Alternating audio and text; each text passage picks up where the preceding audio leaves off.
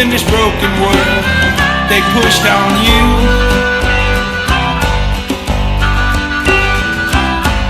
Shot down cause you wouldn't concede. Buy into the shit that said to believe. Always felt there was something else you came to do.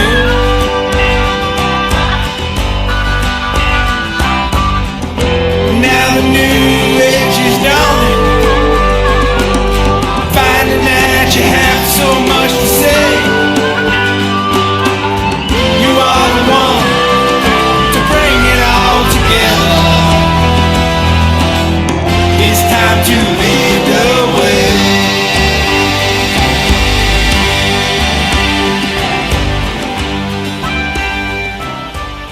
Good morning, this is Dan. Welcome to the Spiritual Underground Podcast. This morning is a rainy Saturday morning here in late February, and we've got a special guest in the studio, author of 12-Step Spiritual Recovery. Christopher Cohn is sitting in with us. We're going to spend some time talking about the book. Just a complete juiced beginning to this story. The book come out, actually I think people were getting it in their hands on Tuesday was the delivery of when people were starting to receive them. So been a long journey, and a big crescendo happened when the book finally landed in people's hands and on doorsteps, and was just a really cool day. So we get this podcast underway to get this movement moving forward. I'll read a little bit quick first. I'll start at the beginning. This is just the beginning of chapter 1. This is not my beautiful house. This is not my beautiful wife. Well, how did I get here? That is lyrics from Once in a Lifetime by the Talking Heads.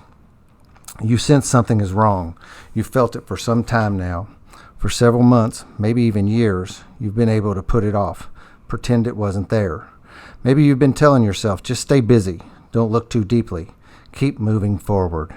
But then, there it is, back again, demanding your attention and thwarting your every effort at an intentional ignorance. It's that tickling, uneasy feeling that life isn't supposed to be like this. My life is not supposed to be like this. It has been building in you with the frustration of an unreachable itch, and now the truth will no longer be denied.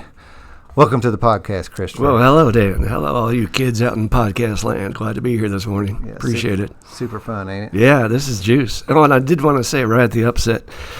Okay, so if you had told me 4 years ago when I first met you that I would be sitting here doing a podcast with my sponsee talking about my book, I have to tell please, anybody listening, recovery is the coolest thing in the world. Genuinely the coolest thing in the world. I personally did a lot of acid back in the day to try and have these kinds of experiences, and you can never, ever, ever, ever predict the juice that's going to come your way if you're in the solution. You're doing this deal that we do. And so like I say, if somebody had told me that this would have been happening, I said, I just met this guy. There's no possible way. And then here we sit. Yeah. Isn't that amazing? Yeah. Well, I can echo the same sentiment. 4 years ago when I first met you, there was a thing in my head that would tell me over and over again as you were like guiding me.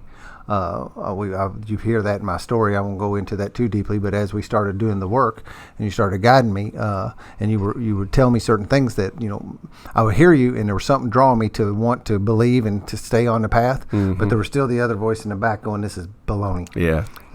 Can't be true. Yeah, can't be true. This is or way what's too much. What's the hitch, right? Yeah. That's what we always do as alcoholics. Yeah. We're always looking for that other shoe to drop. We can't believe in nothing. Yeah. And then started walking down this path, and to be 4 years later I think you should add this to your miracle list myself on that miracle story that you got there. Well, you're going to have to probably do an entirely another story is what you're going to have to do in a year from now based on what happens with this new movement we're trying to start. Right. The journey continues. And, in that other list, in that other podcast, I spoke that you say, add that to the list. It's kind of like our other little thing. You know what that is, add don't to, you? Add to. Add that to the list. And so, this needs to get added to the list. Yeah. No doubt about it. Very excited to be here this morning. Can't wait to dig into all this. So where do you want to start? Want to start talking about what was the catalyst that started this whole thing? First of all, people need to understand this was not my intention to write this book. I for lack of a better term, without sounding too pompous, had a calling. I was asked to write this book because if you had told me years ago, Would you like to write a book about the steps? Would you like to modernize the approach? Would you like to start a new movement for everybody to do the steps? I would have said, you're crazy, can't be done, and certainly not me, right? Certainly not me. I am not capable of such a task. But that's the miracle of having a higher power in your life, because it gives you that strength. It gives you that,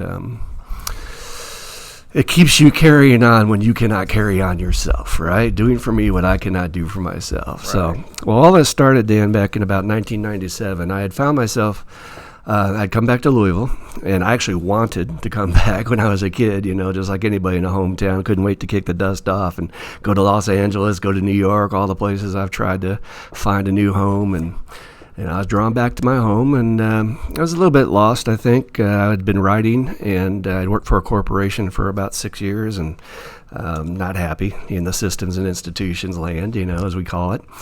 And when I came back, I knew I needed a sponsor, and I was a little bit floating in the program. I mean, I had what I call fine and dandy recovery.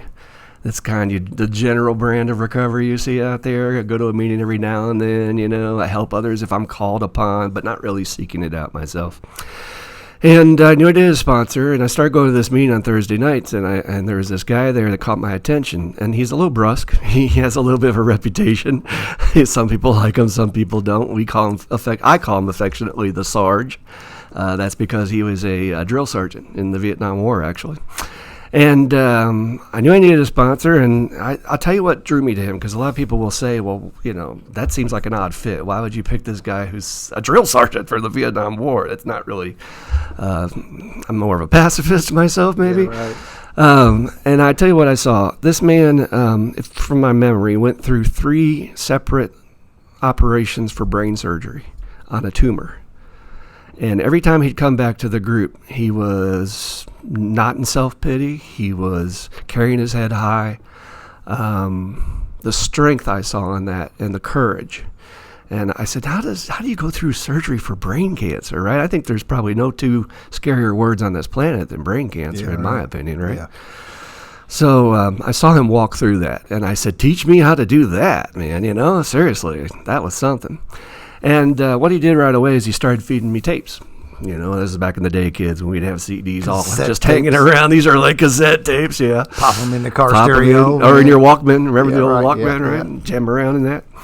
And, he popped tapes at me every week. We'd a big 6-tape step study from one guy, and then a story from another guy, and it was all what I call the spiritual giants of Alcoholics Anonymous. These are people who are our unsung heroes. I know there's a lot of people out there who will take an attitude towards circuit speakers, and I say, you get out there and do that work if you think it's so damn easy to give up your weekends and be away from your kids for the sake of service to help others recover, right? Yeah. And these people are putting themselves out there. Telling their full story, sharing their experience, strength, and hope. And I started listening. As I'm listening, I'm seeing this deeper level of recovery. I could feel it. These people, you can tell when somebody gets at the podium and it's all ego, and then as soon as they walk away, they drop that facade, and you're like, yeah, I knew it. You were just acting up there is what you were doing.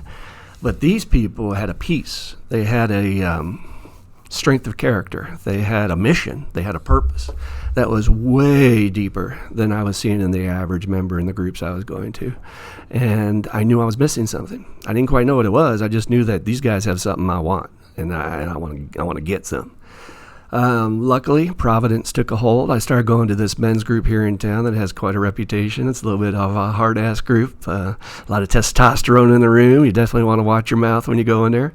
Otherwise, you'll get picked apart. And there was this guy in there, Dr. Burns, one of our gurus here in town. I assume there are gurus in every town and burg in the world of AA, people that we rely on for answers and guidance, and they have experience beyond the average person. And Dr. Burns took an interest in me in a retreat we had gone to for that group one time, and he said, I'm going to take you through the steps. And I don't think he knew or had any idea why, and I didn't either. I just felt like, it's about time. I haven't been through the steps in a while, so let's go through them again. And by the way, that's something you can do, in case anybody out there wasn't taught that way. It's actually meant that you go through the steps several times, because you do accumulate things throughout your life that you need to dump. Yeah. There's the word continue is used. Continue, yeah, what a concept, right?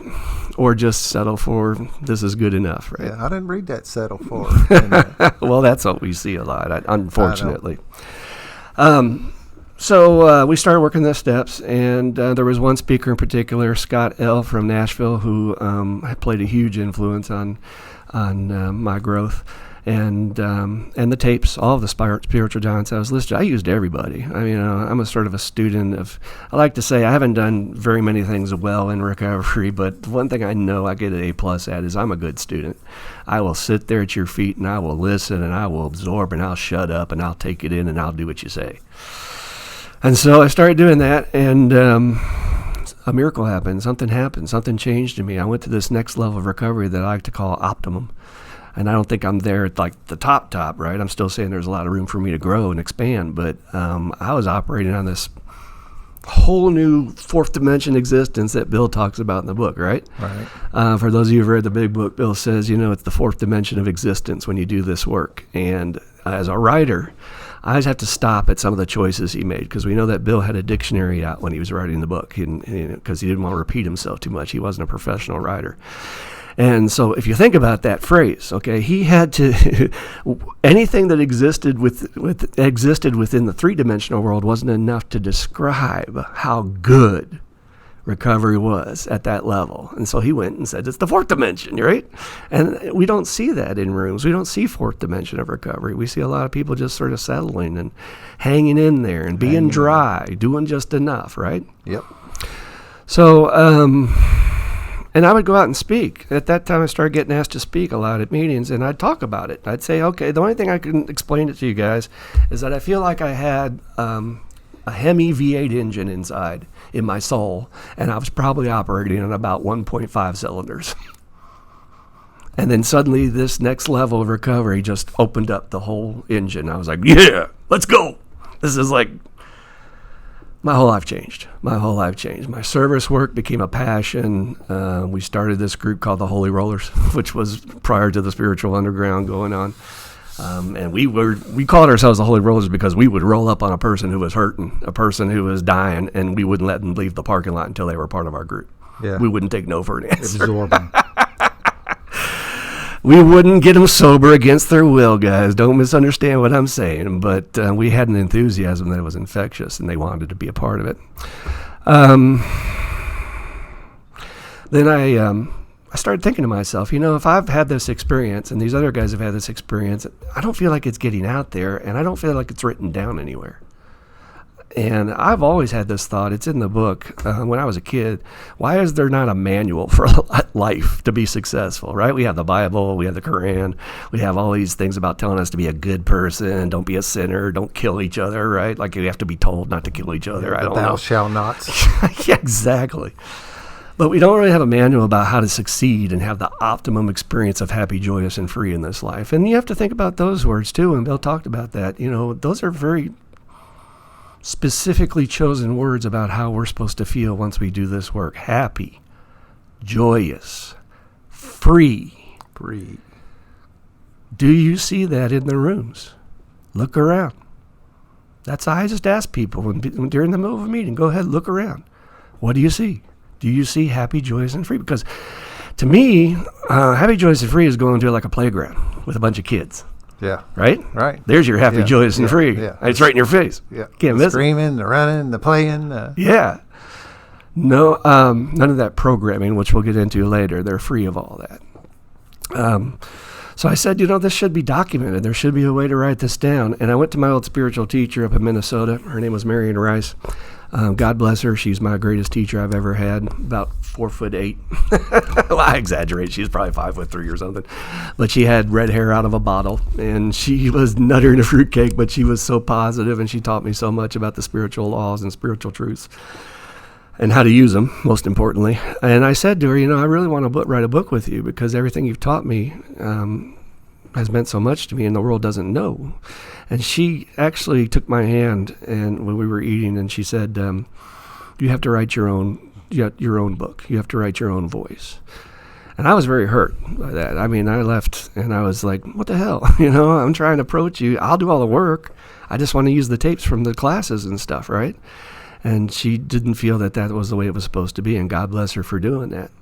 Fast forward, I got another spiritual teacher down here, Kathy May Miller. She's what we call an angel whisperer for stretch your minds a little bit out there. She has an angel guide named Josephine, and she's pretty in tune. If you ever met her, and I need to take you to her sometime, Dan, it will blow your we've mind. We've been threatening that for a long time.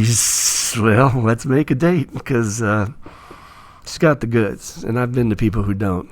And anyway, I went on a retreat with her, and I was struggling to write this spiritual book on my own, and I was probably about 400 pages in, maybe 500 pages in. I had a pretty good project going for a couple of years there. And I was very restless. It was Sunday. I wasn't getting anything out of the group, and I'm like, I'm just going to go walk the grounds. I need to get out of here. And it was an early spring day. The wind was really blowing up hard, and the trees are going back and forth, and there's a little bit of greenery starting out, and it was warm with the sun, but also cold at the same time, And I was very restless, just like the weather and the wind. And it just occurred to me, it was like, you've got to give up. You've got to stop writing this book. This is not the book you're meant to write. You got to start over. And I was like, you got to be freaking kidding me. I've been working on this for 2 or 3 years. I've got 400 or 500 pages. You're telling me I got to throw this away, start over? That's what the voice said, loud and clear. You got to start over. So immediately I ran to find Kathy May. I ran to her room and talked to her, and I said, what the hell's going on? She says, well, it sounds like that's what you got to do. Yeah, right? Yeah. Didn't even give me any sort of cushion or I'm sorry, baby. Just sort of like, that's what you got to do. So I'm like, you know how we do. Yeah. And I sat down and started writing this. And this book evolved on me. It took a hold as I was writing it, and I didn't realize I was going to write the steps and how to do them and all that. That was not the goal. The goal was to write my truth and what I've been through in my spiritual growth journey, right? But I didn't know I was going to write so-called, quote-unquote, a modern take on the big book. Yeah. Yeah, and that's very scary language for me. I'm not trying to I still flinch at insult or, Update, offend modern. anybody out there, but, all I can say is I work in a treatment facility every day, and we're watching these kids die from heroin and everything else there. And so what? They're going to throw the blue book in and said, read this about this guy from about, 80 years ago and see what you get out of it. Could we do more, as we like to say with a capital M? Yeah. So I've been at it for about 5 years, I think is a fair estimate of how long it's taken me to write this book. It's fought me every turn, every lick. You've been with me on that. It's not been easy. It's not come easy. No, it hasn't. At all. And to wrap up, and then we'll get into other things, I think my goal in writing the book was I wanted to first document, right, what we talked about, the word, how can people get this next level of juice? For those who don't know what juice is the God stuff, the good stuff. That's the stuff that makes you happy, joyous, and free. And you hear it to me, and you're like, juice, that's good stuff. I love that. That's awesome. Yeah. It just feeds you. It gives you something, right?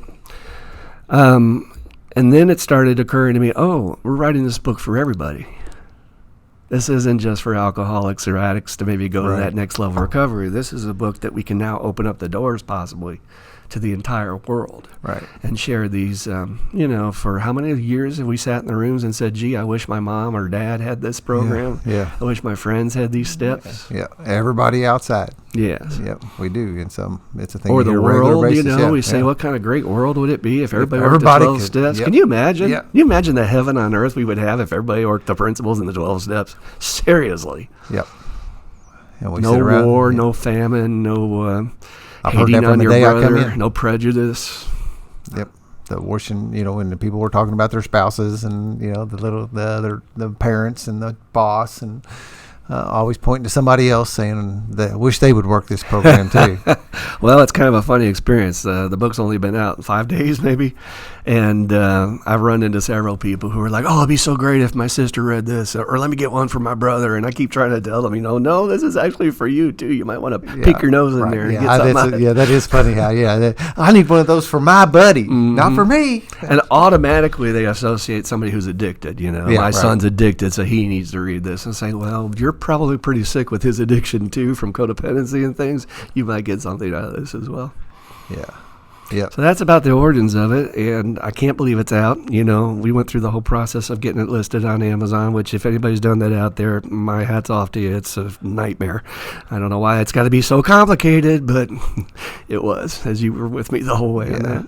Yeah, and then this guy calls me on Sunday morning. Hey, it's out. I'm like, what? I was half asleep. What's going on? What? Yeah. It's out. Yeah.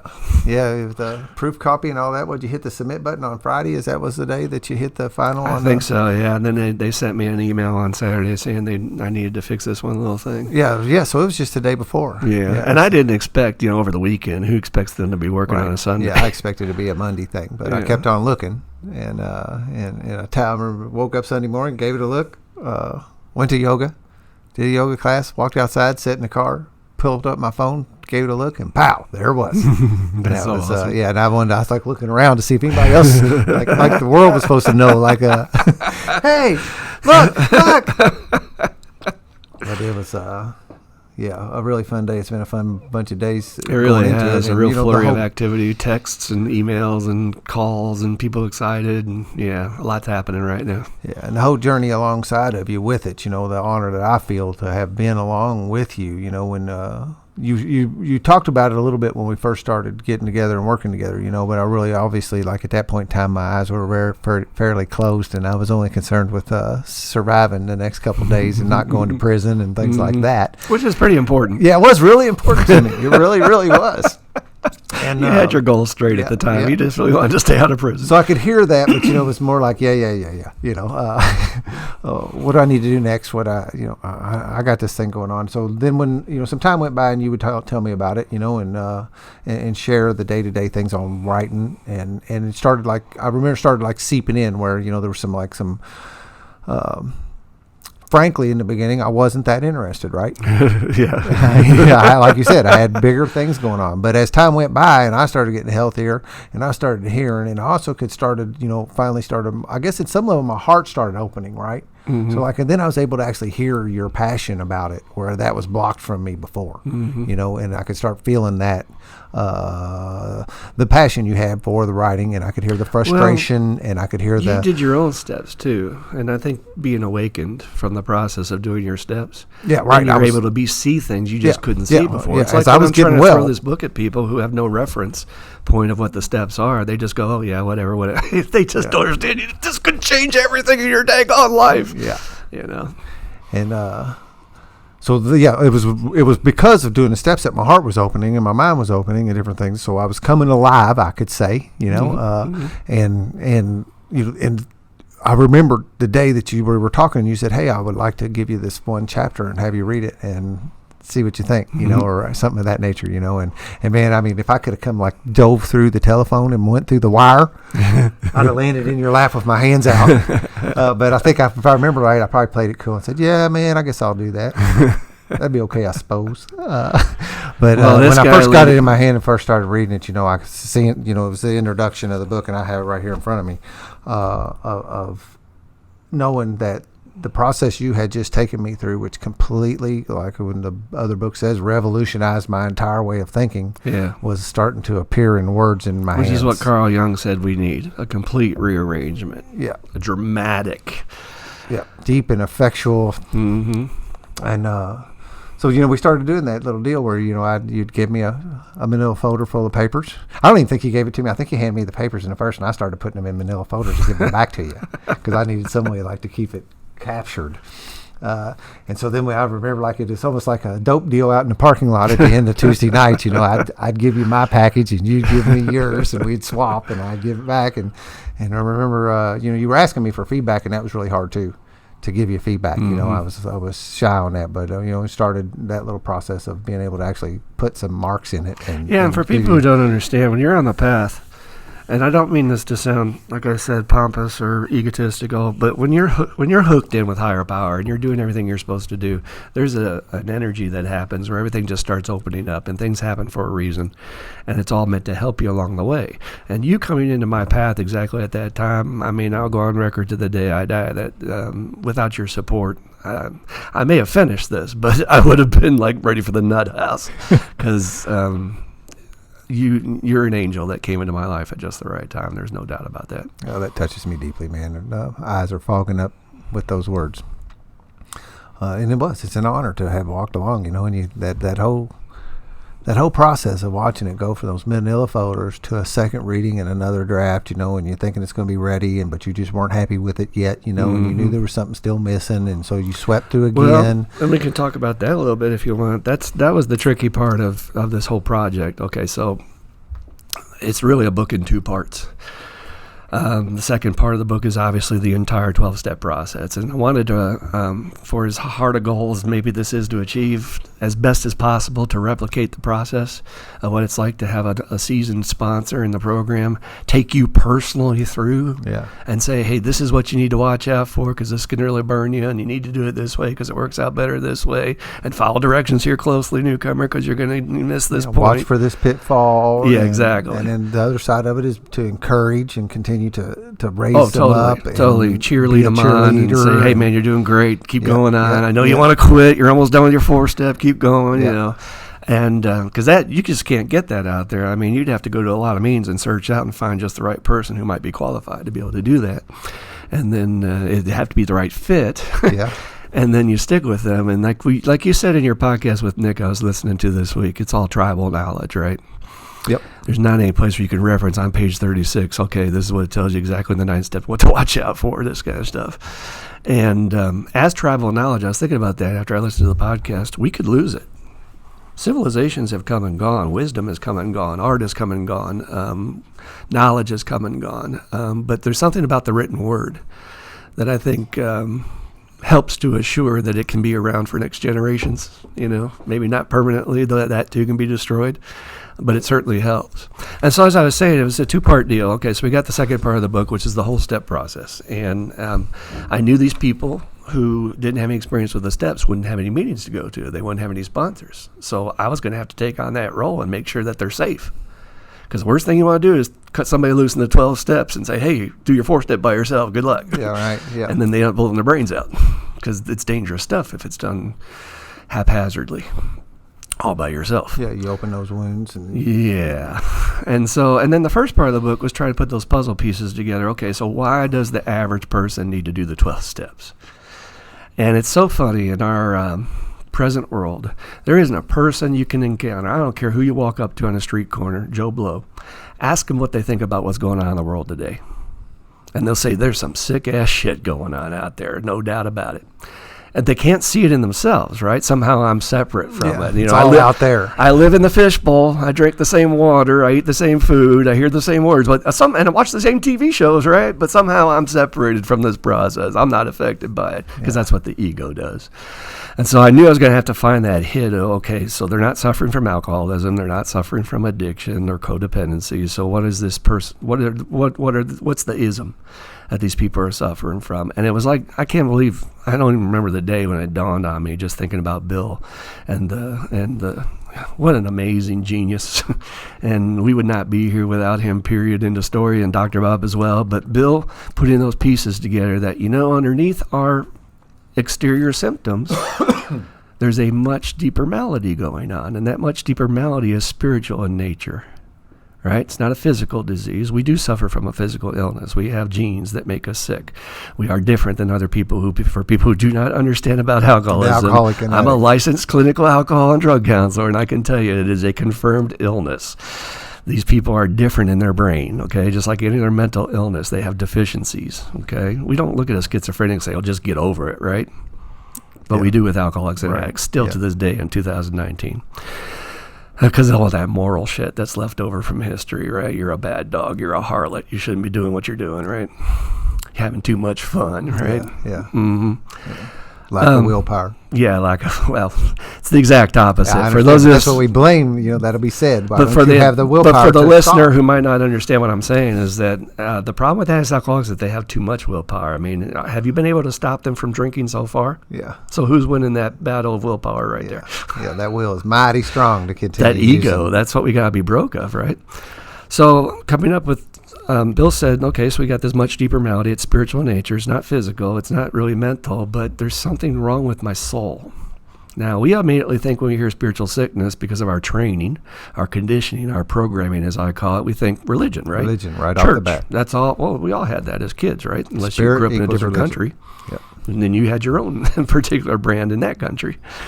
And we start thinking about morals, and I need to be a better person. I need to be a Samaritan who goes out and helps others, whatever. No, but what we're talking about is that this world we've created for ourselves as human beings, our structures, our systems and institutions, it works to an extent, right? Okay, we all basically kind of get along. We kind of try to separate, or how do I want to say this? For good or bad, it works as it is, but it may not be optimum. And what happens with people is, as you're going through this world with the systems we have, you get experiences that are negative. You get experiences that are pressure, bad, affect you and change you. And that's when that concept came to me about the photograph, of finding your picture of yourself when you're in a family album back then. Everybody out there listening, you have a photograph somewhere in one of your family albums of a time when you were completely happy, joyous, and free, and you were completely untouched by everything this world has done to you since then. And if you don't know where to look for it in the eyes. Right. It's not the gesture. It's not the costume you got on. It's not whatever you're doing in the picture. It's in the eyes. You can see that there's a soul inside there. There's a spirit. There's an energy. That's where you were. That's what I call the original self, the original soul, right? Yep. And after that, everything was added on. We started getting indoctrinated. We started getting taught. We started having to go to school. We had to go to church. We were in certain families. We had traditions. We do it this way, not that way, right? You're a Republican. You're a Democrat. We start getting labels. We start separating. We learn about prejudice. Well, you're black. You're white. All that other crap that a kid doesn't have, particularly around the religious stuff, right? Yeah. I always say to my patients, man, go up to a kid who's 4 or 5 years old on the playground, ask them what they think about God. You're going to hear nothing but positive stuff.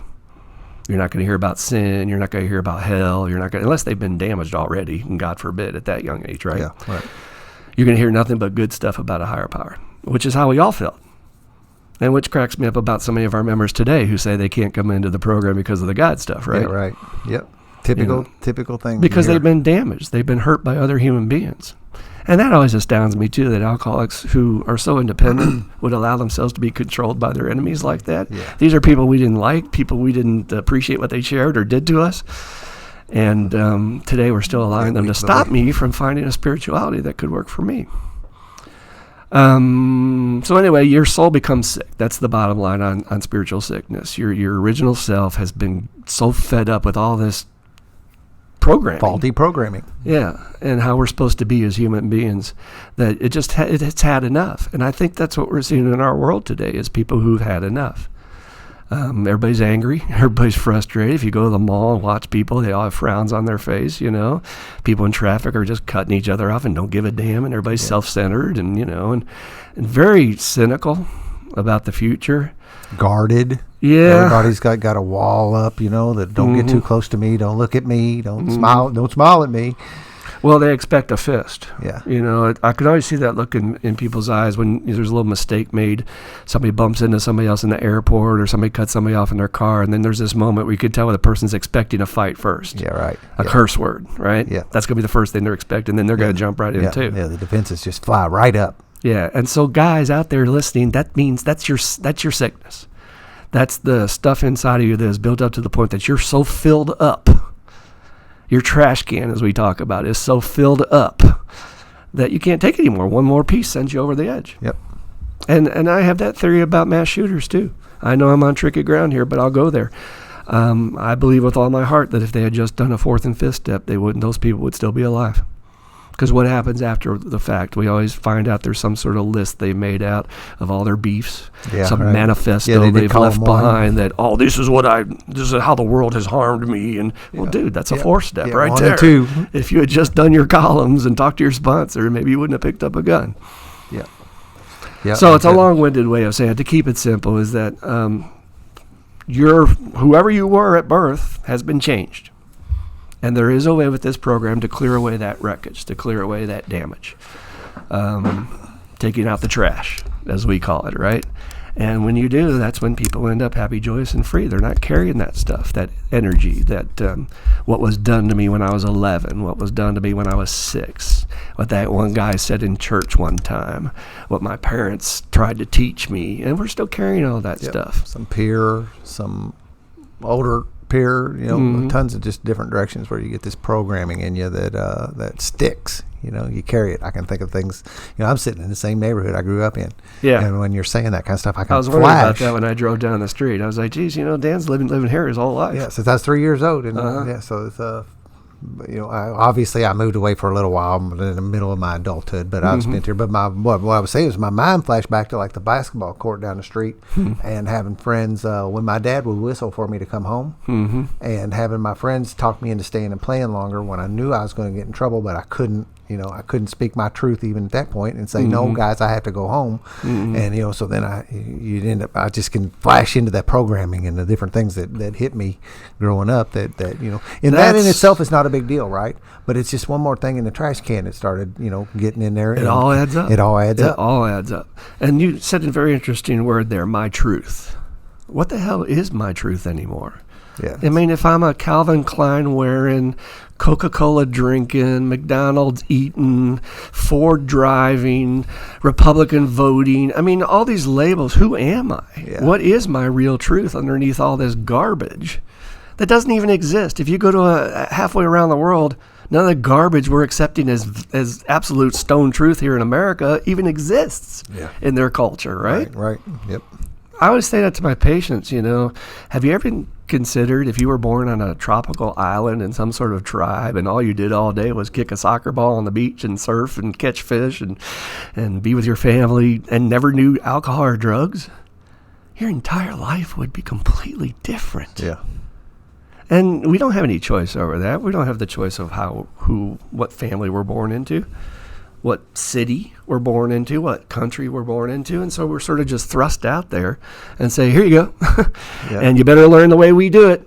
If you're going to fit in, you better learn the way we do it here in Indiana or Kentucky or wherever the hell you might be. You just kind of like beam down, and there you land. And now where do I go from here? Fit in or be outcast. Yeah. And as a kid, obviously, that's a plague among our kids nowadays with the social media and how they have to take 200 pictures of themselves and Photoshop it to death to make sure they're presenting this perfect image of themselves out there.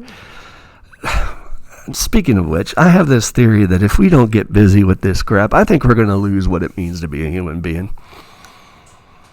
I think we're going to lose our soul if we don't change big time. We're at how do I want to say this? The technological revolution has been happening a while now, but now it's taking on proportions. Cameras everywhere, right? They're going to watch your every flipping move. So if God forbid if you make a mistake or fart or doing things like a human being normally does, it's going to be all over the news because the congressman's not supposed to be that way. Surveillance is everywhere. I mean, it's even you go to somebody's house and you don't know that you're being taped. They've got cameras in their house and they're saying, and you go up and ring somebody's doorbell. You go anywhere and you're potentially being caught on tape. Well, they have these new satellites now that they're launching like at a crazy pace that can pinpoint down to the size of an ant. And there's so many of them now because they're cheaper, right? I saw a story about that the other day. But my biggest concern is that the technology is starting to incorporate into who we are. People, they're going to incorporate technology into their body. The first time Apple comes out with an app that says, you can put your iPhone into your hand, or a little speaker phone camera into your shoulder, and suddenly, what are we going to turn into cyborg Terminator creatures? And what does that mean for our humanness? Because, I think public spaces are the best place to see the quality of human nature today compared to like the 40s. All right, so if you go to the airport in the 1940s, people are kind of dressed decent, because they care about, at least, try to take care of themselves and stuff and look good. And they are polite, please, thank you, excuse me, things like that. And go to the airport today and just sit there and watch people go from terminal to terminal, and then they're dead. It's like watching an episode of The Walking Dead. Yeah. Nobody is in the eyes. They're completely emotionally unavailable. Just a little robot, get in your seat, CA, and, close your window and get your seat back up and get your seatbelt on. And what are we doing to ourselves? What are we doing to ourselves as creatures, as animals, which is what we are. We're animals, right? Our ego wants to separate us and say, somehow I'm different than my dog or my cat. No, you're not. We are conditioned animals. If it feels good, we do it. If it feels really good, we do it a lot. And then we develop a habit, which is hard to break. And it's all about reward. It's all about...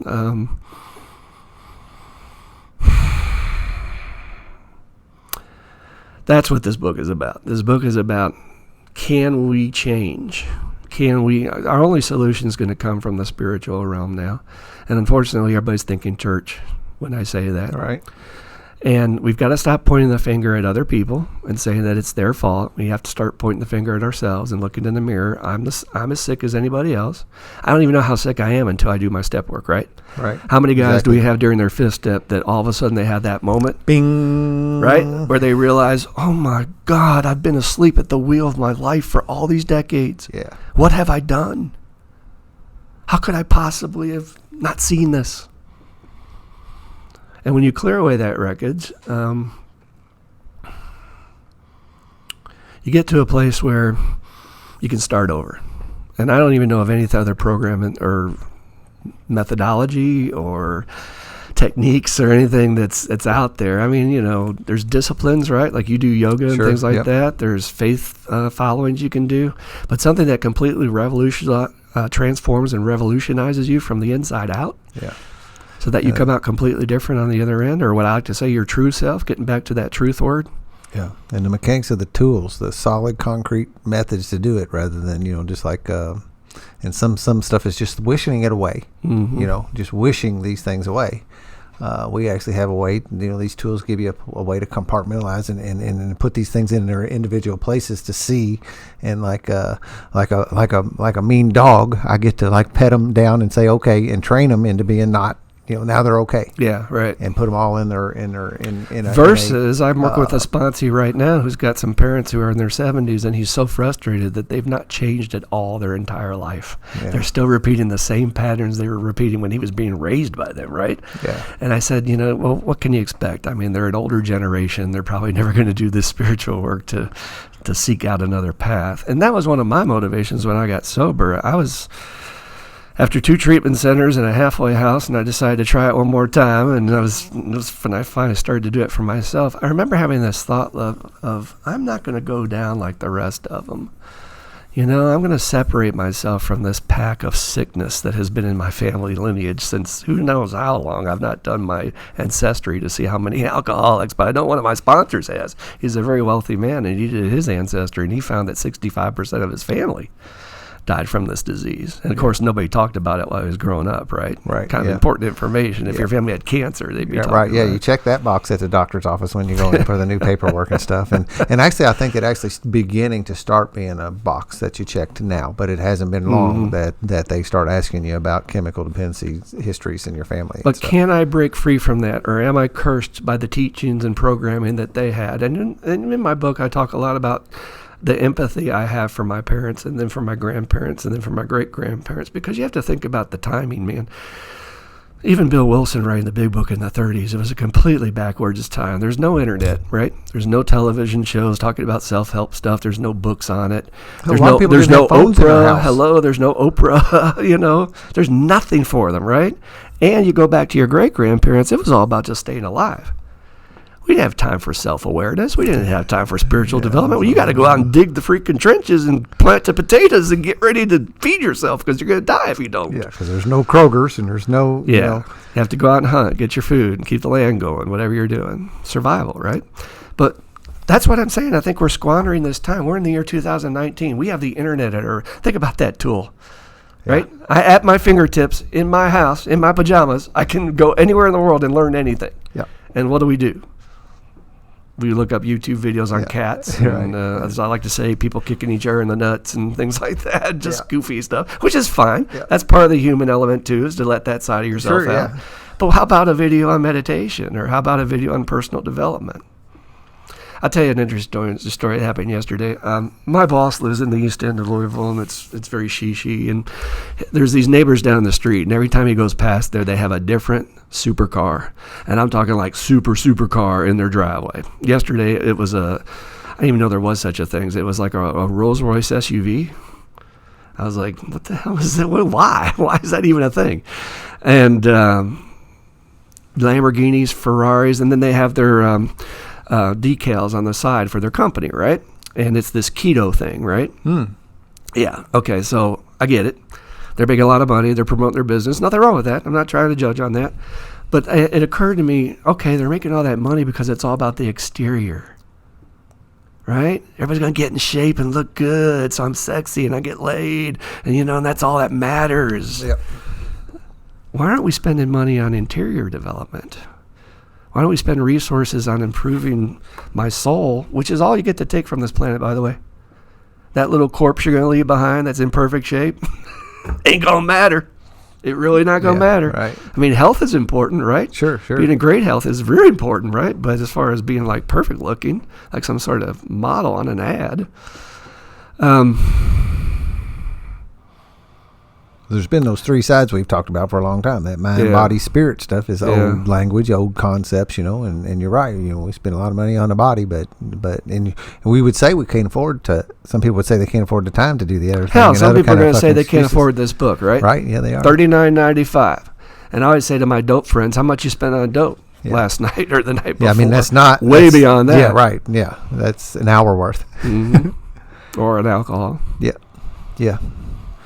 So the goal, ultimately, and I know you've probably been talking about this, is this thing TSSR, 12-Step Spiritual Recovery. We're going to start meetings, and this is going to be a total grassroots movement. The idea is to replicate the AA experience. I mean, if these guys could do it back in the 30s, I absolutely believe that with cell phones and technology and internet, we can absolutely do it today. Yeah. And the idea being that anybody and everybody can come to these meetings to learn what the hell we're talking about, in case most of what we're saying is like, I don't know what that guy's talking about, which I've had people say after when I'm speaking at meetings, well, I don't know what the hell that guy's talking about. If you're hungry, if you're hurting, if you're tired of this sick-ass world, if you're tired of watching your television set and throwing things at it and saying, I can't believe what's going wrong, why, come here, we can help you. You can free yourself. You don't have to go down with the ship. And that's what you have to do. You've got to look at you, clean yourself out first, and only when you become well can you then go about healing others in the world and healing the world. Yeah. A lot of things in the book, and there's a lot in it.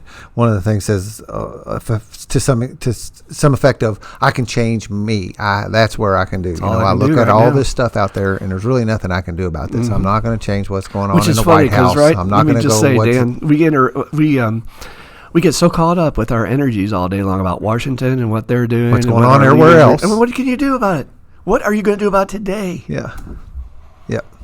So I look at I all can't that. go to my meeting and work on my 4-step and put that guy on my 4-step, right? Yep.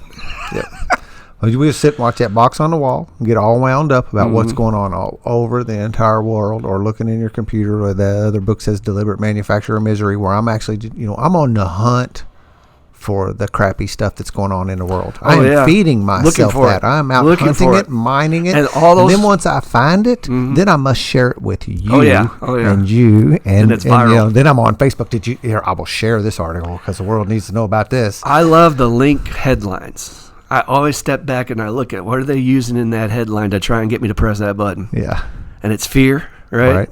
It's prejudice, it's anger, it's outrage. Oh, especially outrage. Like, I can't believe somebody did that. Click, I want to read what they did. Yeah, Joe Rogan talks about the outrage culture going on, that it's like a recreation. I love that. It's a recreation now, is the outrage culture, to be just like, well, look at this, and then share it and try to get everybody fevered pitched in with you, the internet mob mentality. So our approach in TSSR is, I'm sick.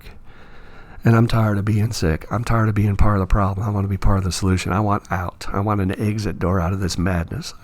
And we who are in this program of 12 steps have found a way to live within this sort of fourth dimension of existence, where for most days, we have human experiences. We have good days, bad days, but we're pretty much untouched by the crap of this world. Would you agree with that? I agree, yeah.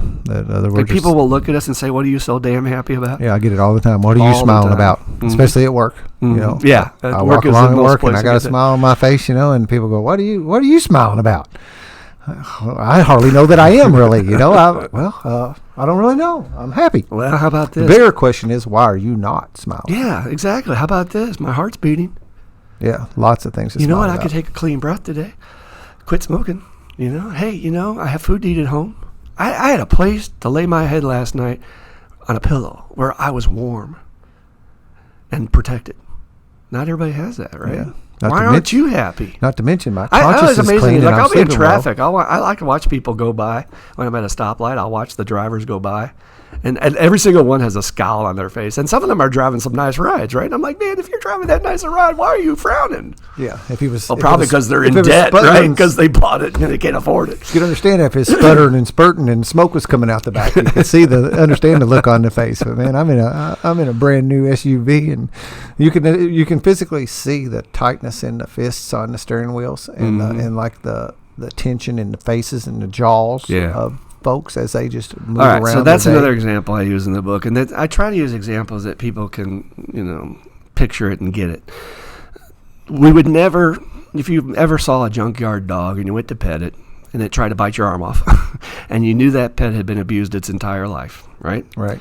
Nobody would sit around and say, "Oh, I can't believe that. Yeah. Why is that dog acting that way? That is just unacceptable." No, we'd say, "Poor little puppy. I totally understand. You've been hurt, right? Yep. You've been hurt. You've been abused. You deserve better." Why don't we feel that way about ourselves? And each other. What we put ourselves through on this planet, I just marvel every day just trying to get by myself as a human being on this damn planet. Paying taxes, taking care of my health, having to brush your teeth, change the oil in your car. There's a great title of a book that I've always loved. It says, "After the ecstasy, the laundry." I got to just get by and do my shit. And then I got to deal with the systems and institutions that are trying to program me and get me every turn and say, believe this, think this, do it this way it's correct, did you do it wrong? Why wouldn't you drink? Yeah. Why wouldn't you just blow your mind out with chemicals every damn night? Yeah. When just I get home and sit on the survive all couch, that? man, I need some relief. Yeah. And there's another way. That's the thing. It's a better way. And that's the other thing I like to tell my patients. You got to understand, listeners, I'm in a war zone every day of people who are very sick with this illness, and they do not want to hear what I've got to say. I always laugh when, before I even get open my mouth, as soon as I walk in the room. Well, actually, before I even come in the room, they hate me. Right? So they got this so who's this guy? Man, I hate this guy. He's authority. He's a counselor. I hate him. And so that's a hard crowd to play to. I will tell you that straight up. And I try to tell them that I totally lost my thought. It'll come back to me. Well, hang in there. It was really good, guys. I promise it'll come back later. The one thing I've said from the beginning of getting behind these microphones, though, is that this is real. Yeah. This is not staged stuff. This is not produced. Was that on Nick's podcast that I heard the dog barking in the background? Yeah, there's my neighbors have the coon dogs over here, I heard and I believe the siren. Anytime any of that happens, it happened a little while ago. They were going nuts just a little bit ago, and I think about that. But that's real. We're just regular folks here. Not superstar paid employees or pushing some kind of product. All right, thank you. You helped me remember. By the way, that's a tool, guys. If you can't remember what you were saying, change the topic. And the minute you change the topic, your brain will reset on what you wanted to say. Well, I'm really good at changing the topic. So I try to tell them, okay, so when you go to a meeting tonight, because you have to go to these meetings, it's part of the required of the program, look around the room and listen. These are guys who are going to tell stories that are either equal to yours or way worse of how bad they were addicted and the things they did. And then you're going to look at them and you're going to see a picture that doesn't correlate with that, right? They're going to be sort of dressed nicer and they look happier and they have kind of peaceful, and you're like, well, I don't quite figure that out. Think about it. If they were like you, they're a fellow addict. They had to have something at the end of the day to deal with this damn world and the systems, institutions, and all the programming that's killing me. They had to have something in them at the end of the day, and they don't now. But they say they found something better with a capital B. Yeah. Better. What is that? I mean, I know when I was using dope, I was always looking for the best. Yep. If somebody told me to cross town, they had something that was like, whoa, this is like Yeah, really the good stuff. I'd be over there in a heartbeat, right? Yeah. And yet these people go to meetings and they see these people who have found something way better than, and I'll even say to my heroin addicts, it's better than heroin. And of course they go, oh, no way, nothing's better than heroin, right? Yeah, no, there's no way these people would be sober. If it wasn't better. There's no way they would not be pounding a needle into their arm today if they hadn't found something better with a capital B, B, B, B, B, B, B, exclamation point. Think about that. And that's this. 12 steps, man. Yeah. For the people who have done it, not just going to meetings. Actually apply the principles. Well, here's the deal, man. If you have cancer, and I just go down to James Graham Brown Cancer Center here downtown Louisville, and I just watch everybody else take the chemotherapy. Yeah. And then I go back to my doctor and I say, I can't believe that I relapsed. Can you believe that? I have no idea why I relapsed. I get patients in my group every day like that. I said, motherfucker, did you do the treatment? Did you do what your doctor told you to do? Oh, you're still sick? Duh. Now, where my hospital is, we're in the middle of a whole conglomeration of hospitals within that square mile, right? There's like, that's like Hospital Central in Louisville, Kentucky. And I said, this is the only room within a mile where this conversation is taking place, where a guy's going back to his doctor and saying, I did not tell it. I tell you what you told me to do, and I can't believe I'm still sick. Yeah. What the hell? Which is when I remind them that's why we're in a mental hospital, that you don't understand such things. Yeah. Yeah, I'm just going to go talk to the other patients, and I will get better just from hanging around them. I'll just go and get my paper signed. Isn't that what I'm supposed to do? Get my paper signed. That's what I'm supposed to do. I'm getting my papers out. So this whole thing, we'll see how it goes here, and it's all up to God. But we're going to start this first meeting coming up in a couple of weeks in Louisville, TSSR, 12-Step Spiritual Recovery. Anybody can come. You don't have, somebody asked me yesterday, well, are y'all going to work the steps together? No, that's a step study group. We're just going to have a group where people can come ask questions. They're reading the book. They want to know what this means. They don't know how to do things. They can get a sponsor, right? They might ask around the room. There might be somebody who's already in recovery who can guide them. And that's really the call. I want to make sure that we put this out there today. If there's anybody who's listening to this who wants to get in on the ground floor and do some great service work, you are of value. You have this solution already in your life. Why are we not doing more to take it to the rest of the world and save our world, instead of sitting around going, well, that's just the way it is. I got mine, and they have to figure it out on their own. I don't think that's the way it's supposed to be. I mean, Alcoholics Anonymous has had a long history of sharing the program with everybody else. They're the ones that started Narcotics Anonymous. Yeah. How many? They do not charge for the 12 steps. They do not copyright the 12 steps. Nobody owns the 12 steps. Bill Wilson thought it was from God. He just said, we don't own the 12 steps. Everybody deserves it. And as I say in the book, and I'm sure it's more, there's 54 different fellowships across this world that use this methodology. From anything you can imagine, they all use it and get the same results. They get happy, joyous, and free, right? Yep. So why aren't we doing this for the rest of the world? Why are we letting our world go down? Why are we letting them suffer? So when I talk about how we're on the cusp of this time where we need to look at really serious change, you're better at this than I am. You don't watch TV. You try to stay out of touch with all that. But here's where I fall on that. I think it's necessary that I personally, in my program, keep myself abreast of what's happening in the world and really pay attention to the science. I think it makes me more effective at what I do. I can understand that. And so, like I read this story the other day on the news feed that said that the UN has now said that because of biodiversity being so damaged, because of climate change, which doesn't exist, that the food supply may be in serious threatened within the next 10 to 20 years. Food supply, folks. And I know we hear these stories and everybody goes, oh, okay, well, what's on TV?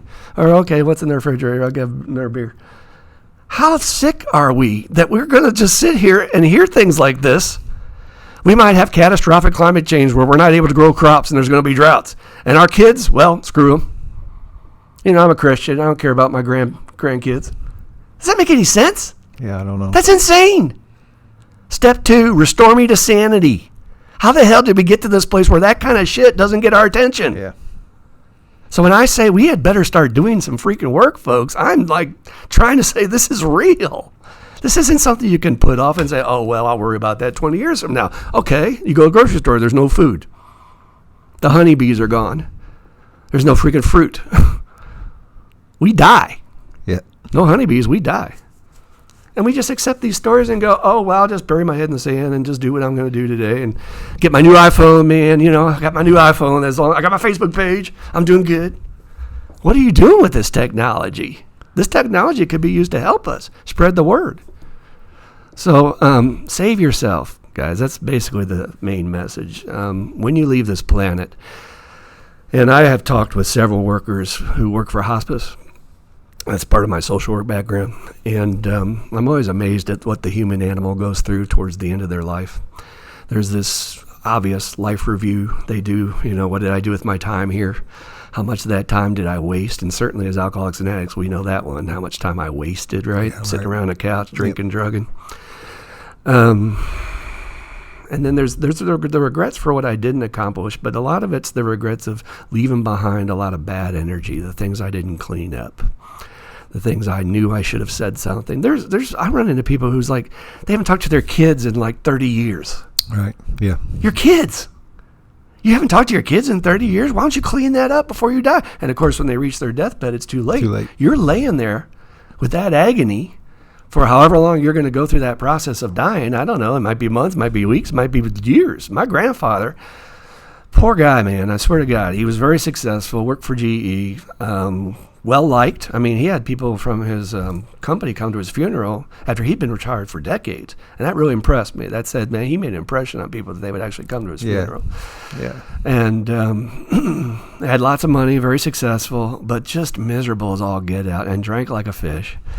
And the last 5 years of his life, he was not the full-blown alcoholic, right? I don't think he had the full genes, but he had the alcoholism to the point where it affected his how long you live, quality of life kind of deal. And for the last 5 years of his life, he laid in a bed, basically with Alzheimer's, calling out for the nurse, not knowing where he was or what day it was. And I would go over to visit my grandmother to give her support, and he'd be back there going, nurse, nurse, nurse, all day long. Put me out of my misery. Yeah. Hey, I'll go out on a limb on that one, too. Don't we take our dogs to the shelter and put them down when it's time for them to go? Don't we? We do. Because we love our dogs, but we don't love our grandparents. Yeah. I'm just saying. Hey, I'll do it. I'll challenge it. We're on the mic. Let's do it. Hey, by the way, if anybody ever says anything that gets your damn attention and upsets you, I say one word. You ready for this? Good. You know what that does? It resets you. You cannot hit a bullseye within a person if there's not a bullseye to be hit. And I can't tell you how many meetings I go to and I speak and people get all upset and they miss the freaking message. You're not supposed to just sit there and enjoy this talk and laugh and say, well, that was great, and forget all about it. You're supposed to be challenged, right? Give me something that feeds me, something that helps me to grow, something I can take home and chew on. And if somebody upsets you, that's the gold standard. That means something has hit your bullseye so deep inside that you need to run, not walk to your sponsor and say, what the hell is this all about? Make me do my inventory work so I can find out what I'm supposed to learn from this. Yeah, when your core gets rocked. Because it's not about the speaker. I don't even know you. I'm a stranger, right? And somehow I said something from my experience that made you go, oh, you shouldn't say that. Yeah. I've heard more than a couple times of people going, that damn dude in that one meeting. I've gotten that myself. And it's that thing. That guy, the guy with the hair. Yeah, that guy. Yeah. Thing about that counselor dude. Oh, yeah, we know about him. They don't know that you're my sponsor when they tell me that stuff, And I'll sit there and say, yeah, that's my sponsor. Then you can hear them, truth. Human beings don't like truth. You ready for this one? We put to death the people that tell us the truth. Our spiritual leaders, the ones we look at as our masters, we put them to death. They tell us the truth. We don't want to hear it. Yep. So, what do you want to talk about now? Well, what we did do was beat around a lot on all the reasons why we want to do this, because Dan's got a juice on for those of you at home who can't see it. It says got juice. Got juice. What does that mean, Dan? Well, that means I have juice in my life, and I have been freed from many of these afflictions you talked about, which I certainly struggled with for most of my entire life, and I didn't know that. I was like the people you said the other day, I was different. You had a problem, boy, you had a problem, you had a problem. Mm-hmm. But I was managing this thing, and I was okay, and I'll show you proof of that. I've held a job for a long, long time. I've got a nice house. I've got 2 cars in the garage. I've got 2 kids. My parents are still married. All the different things I could point to in the physical things. It showed you that I didn't have a problem because all that stuff was around. And let me add to that. Pause for a second. And you understand, I'm smarter than you guys. I've been through much, much more than you guys have been through, man. You knew what happened to me in the past, then you truly understand. I cannot relate. You guys got to understand. I'm totally different than you guys. Yeah. Go ahead, continue. Yeah, exactly. And, but it finally ended up, like so many of these things, and that's where I wonder about how the problem, the blessing that was bestowed on me was that bottom. was that coming to a wall where I slapped it hard enough to get my attention, similar to what you were saying a minute ago. Same kind of effect as when you rock somebody with your speech and you say something to them and they have to like stop and think about that for a minute. That's your angel, man. He just got your attention. Right. So when I whacked that wall, then I was able to have that moment of clarity we talk about, and I said be open to some change and be looking at myself, just like that paragraph I just read a minute when we opened about something is freaking wrong, and I don't know what it is, but I have to start doing something about it. And I did, so I got to we were talking a little bit ago, and I don't know if it was on the tape or not. I don't think it was, about the miracle list I carry around. There's a podcast that talks that I recorded having to do with that, and today sitting here around this book and having a pile of them, we got 4 of them sitting on the table and talking about the beginning of this movement is another piece of my miracle. Being able to put these podcasts out is actually, the podcasts are not on my list yet now that I think about it. That needs to be added to the list. Absolutely. Because in the past 4 years I've had so many miracles happen that when I get them out and I put them on the table and show them to you and you don't know me, you think I'm full of shit. So let me use your example for the listener, Dan, because I've been kind of going off, and I do that, and I know I'm hard to understand. So let me make it really simple for you guys. I met this guy 4 years ago, and it was a mercy mission. It was not my choice to sponsor him. Again, being connected with higher power, when he opened up that night in that room that he talks about in the miracle story, there was a voice in my head that said, help this man. I mean, literally, it was loud. It was like, throw him a lifeline. Help this man. And I made a beeline for you and said, I'm going to sponsor you. It was like you were drowning. That's what I heard that night, literally going under for the last time. And you never really paid a lot of attention to me other times. I was trying to get your attention, but I couldn't really get your attention. And then after that, me your truth because I wasn't able. I didn't make myself open to the help yet. You were dancing around your truth. The day when I laid my cards out on the table that night, you were like, okay, here's what's going on. Yeah, and then boom, there you were. There's the help. It's the same way with God. Yeah, right, yep. Right, we dance around this, God doesn't exist, my ego this, my self-will that, but until you get broke down, you really need it. Bill says that in the big book. It's a very interesting line, we find that God is there when we really need him or something like that. Yeah. I don't know why it's like that. It just seems to be that way. So I don't know if you want to or not, but I think it would be good to at least touch on. Let me finish my point, though. So I met this guy 4 years ago. Oh, yeah. Me. Let's talk about me. That's a good topic. The guy with the Got Juice shirt on. And if you don't believe this stuff works, he didn't. And he was giving me that doggy don't understand look all the time. I talk about that in my book, where if you have a dog at home, if you make a funny noise and go or something like that, your dog will look at you like, what? Tilts that head. He'll cock his head and say, what are you doing? And the absolute miracle of change and transformation in your life over 4 years, nobody can put into words, even all the people in our group. It's not you. You have a very good humility, and it's not an ego say, hey, look what I did. The power of this program that God could reach through to a guy who was lost, completely lost, no sense of what works, no sense of his center, no sense of his truth, to become a guy today that is finding him. I mean, if I had told this man in front of me that 4 years ago on his first night, hey, guess what? You're going to take yoga training to be a yoga instructor one day. And you would have looked at me like, you got to be, I'm out of here. Yeah. Right? Yeah. Because we are afraid of our truth. Yeah. That's not me. That's not the real me. Oh, God forbid. Is that what a man does? Oh, no, a man doesn't do yoga. Yeah. What? There have been all kinds of reasons why that wasn't. I love that scene, Fight Club. Awesome stuff. Where they get on the bus and Edward Norton looks up at the ad for the Calvin Klein, and all it shows is a man's perfect torso with his little undies on there, and he says to Brad Pitt, so that's what a man's supposed to look like? That's what we're talking about, folks, this programming they put into us, which our parents, by the way, and grandparents did not have at all. I talk about that in the book a lot, about, the advertising back in the day. And my dad was an advertising man, so I was on the ground floor. I mean, he was on the crew that came up with Tony the Tiger and Charlie the Tuna Fish and the Pillsbury Doughboy and the Marlboro Man. I mean, he worked for Leo Burnett in Chicago, number 3 advertising agency in the country at the time. And it used to be back in the day, they would just say, well, we have the lowest prices, or we've got the best product and all that stuff. They didn't try to get into your psyche. Yeah. They didn't try to get into, how does this product reflect me? Is this me? Is this an expression of my personality? You need this because this will complete you as a person, not because it's a good product. We didn't have any of that till 60s, 70s, which is the time we all grew up in.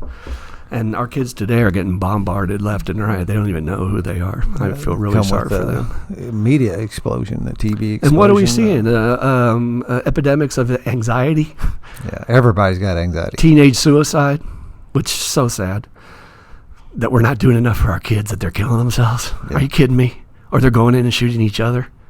Why are we not teaching them spiritual tools? And what's really cool is when we get somebody in the program who's like, you know what? I am not going to let my kid get ruined by this world. I'm going to teach them meditation from age 4. This is quiet time. Sit down with me. Learn how to reflect. Learn how to take time to unplug. Turn off your damn phone every now and then. You don't need to be so plugged in.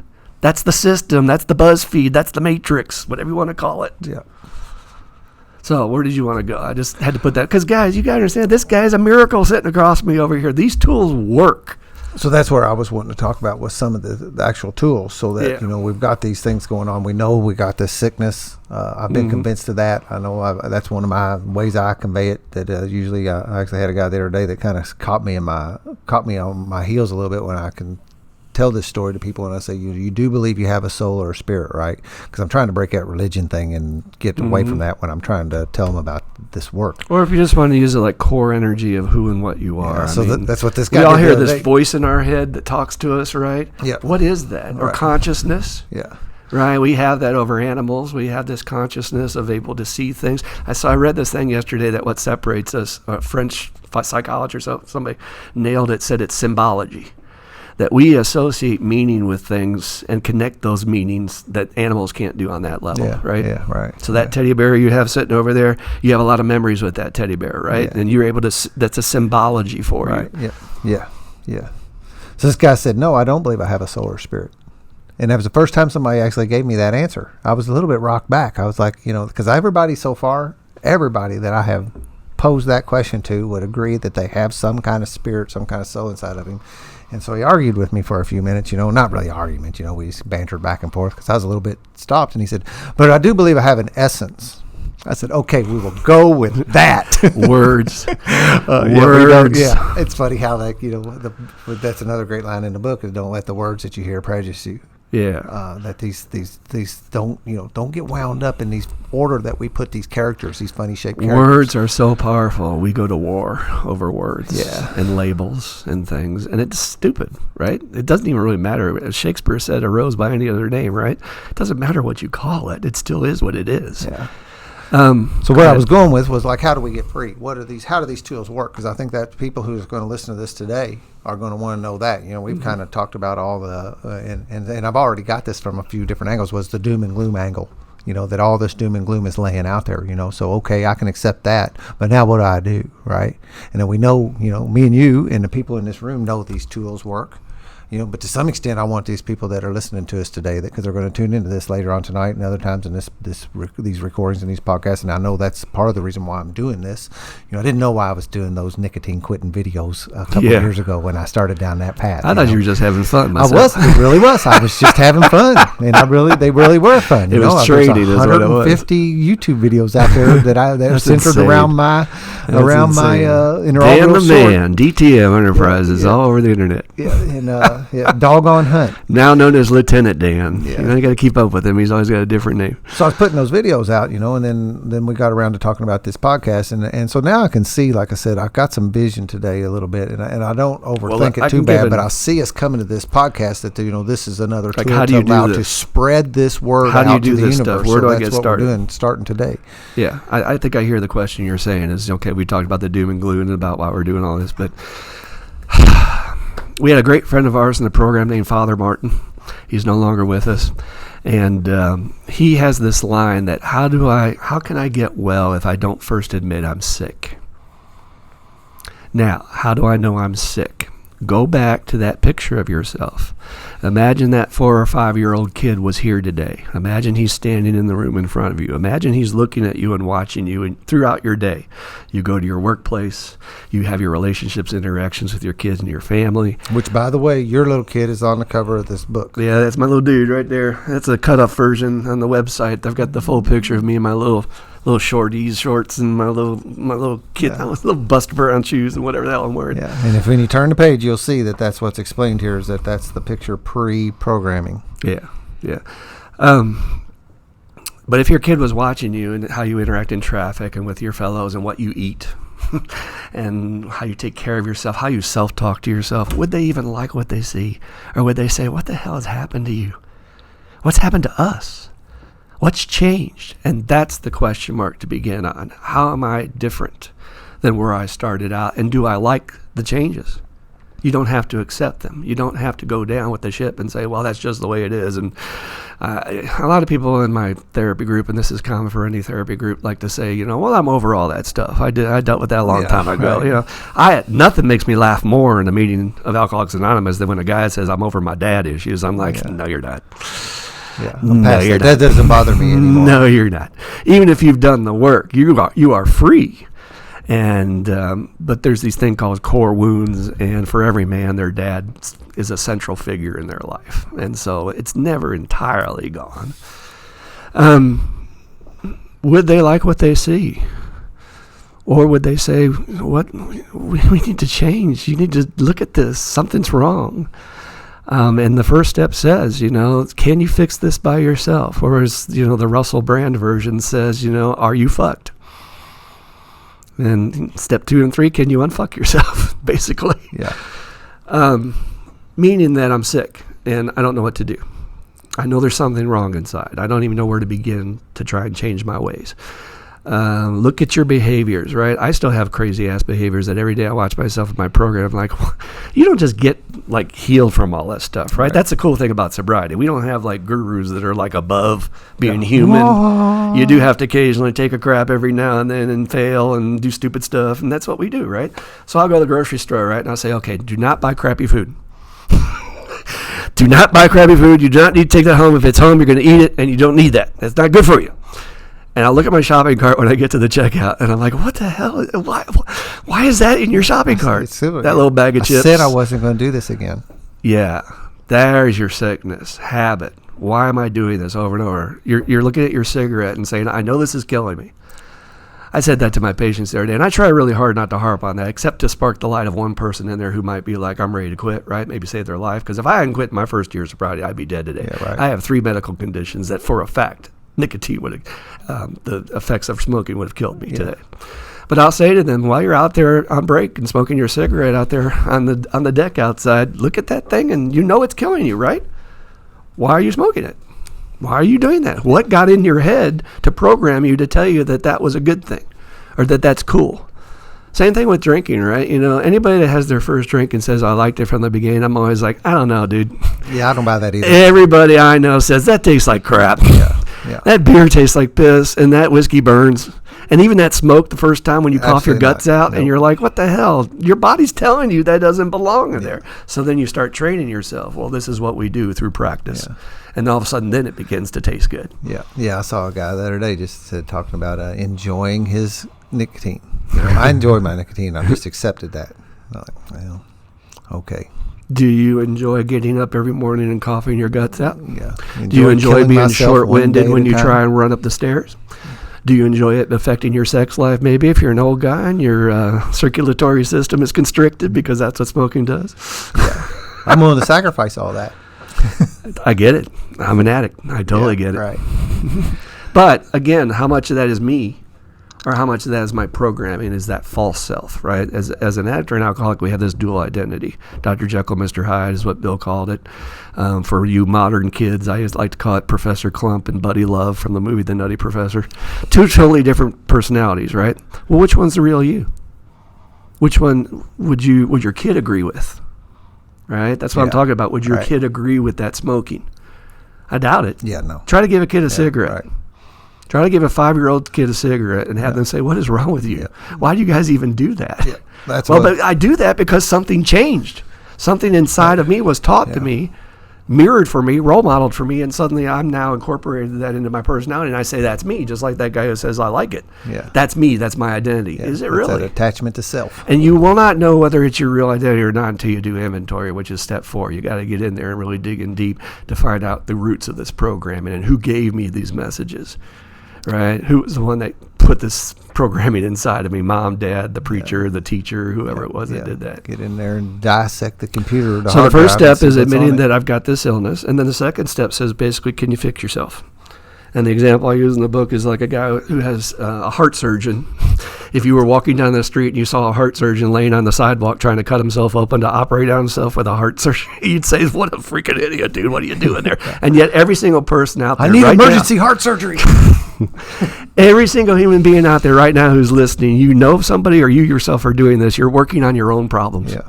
I got this. I don't need therapy. I don't need a teacher. I don't need a guide. I can fix myself. I'm working on me. Because, what I used to tell myself is because I know myself better than anybody else is ever going to know me. I don't trust a therapist to really know me, so I can fix myself. Yeah. And then the third step says, would you be willing to do our program to try and get better? A lot of people get hung up on that words. It's the 30s. I think it's important that we look at the time of when Bill wrote all that. They were Judeo-Christian, ethic-based people. They knew what they knew. Again, no internet, no Oprah, no New Age thought, none of that stuff, right? Even Emmett Fox was radical in his time, and that they had him, but even that was stretching the boundaries. He was pretty traditionally based, too, if you read his teachings. The third step says, turn your life and will over. What we say in the program is, will you give me a little bit of rope as your sponsor and let me take you through this process? Would you start writing an inventory? Because the first 3 steps is just a decision. You got to make up your mind. You're going to give this a fair try. A, I think I got this problem. I don't know how to define it. Don't know what it is, but I know something's wrong. B, I cannot fix this. I've been trying for 50, 40, 30 years, however old you are. I've been trying. Nothing's changed. I'm still repeating those old patterns, putting the chips in the shopping cart, ended up at the freaking checkout and saying, why am I doing this? Again? Still smoking, whatever the deal is. And then, okay, I'm going to give this a fair try. Let me dig out a pad of paper and follow the directions and do everything they tell me to do. And that's when the miracle happens, right? In our program, it's a long tradition of people fearing the 4th step or being overwhelmed by the 4th step. The 4th step is actually the most amazing, wonderful step in the entire program because you get to find out your truth. Right. It's the search for the truth. What happened to me? How did I become this? How did I end up on this path? How did I get here? I'm way off path with what I wanted to accomplish in my life. I'm working for some corporation in the cubicle every day. You told me about Cubicle City yesterday. I'm dying underneath this fluorescent light. How did I end up here? I've got to make some very serious, major decisions to change. Otherwise, I'm going to be too late, and I won't be able to change. Yeah. Like you said, the 70-year-olds or whatever. I have so many people in my group who work for a major corporation in our town that I won't state the name, and they hate it. The environment is toxic. They call it hell, and they talk about selling out their souls just to get that pension, and they'll work there for 30 years just to get that pension. Yeah. Why? This is your one and only mortal existence on this planet. It goes by pretty fast. I'll be 57 this year. I can't even believe that myself. It goes by fast.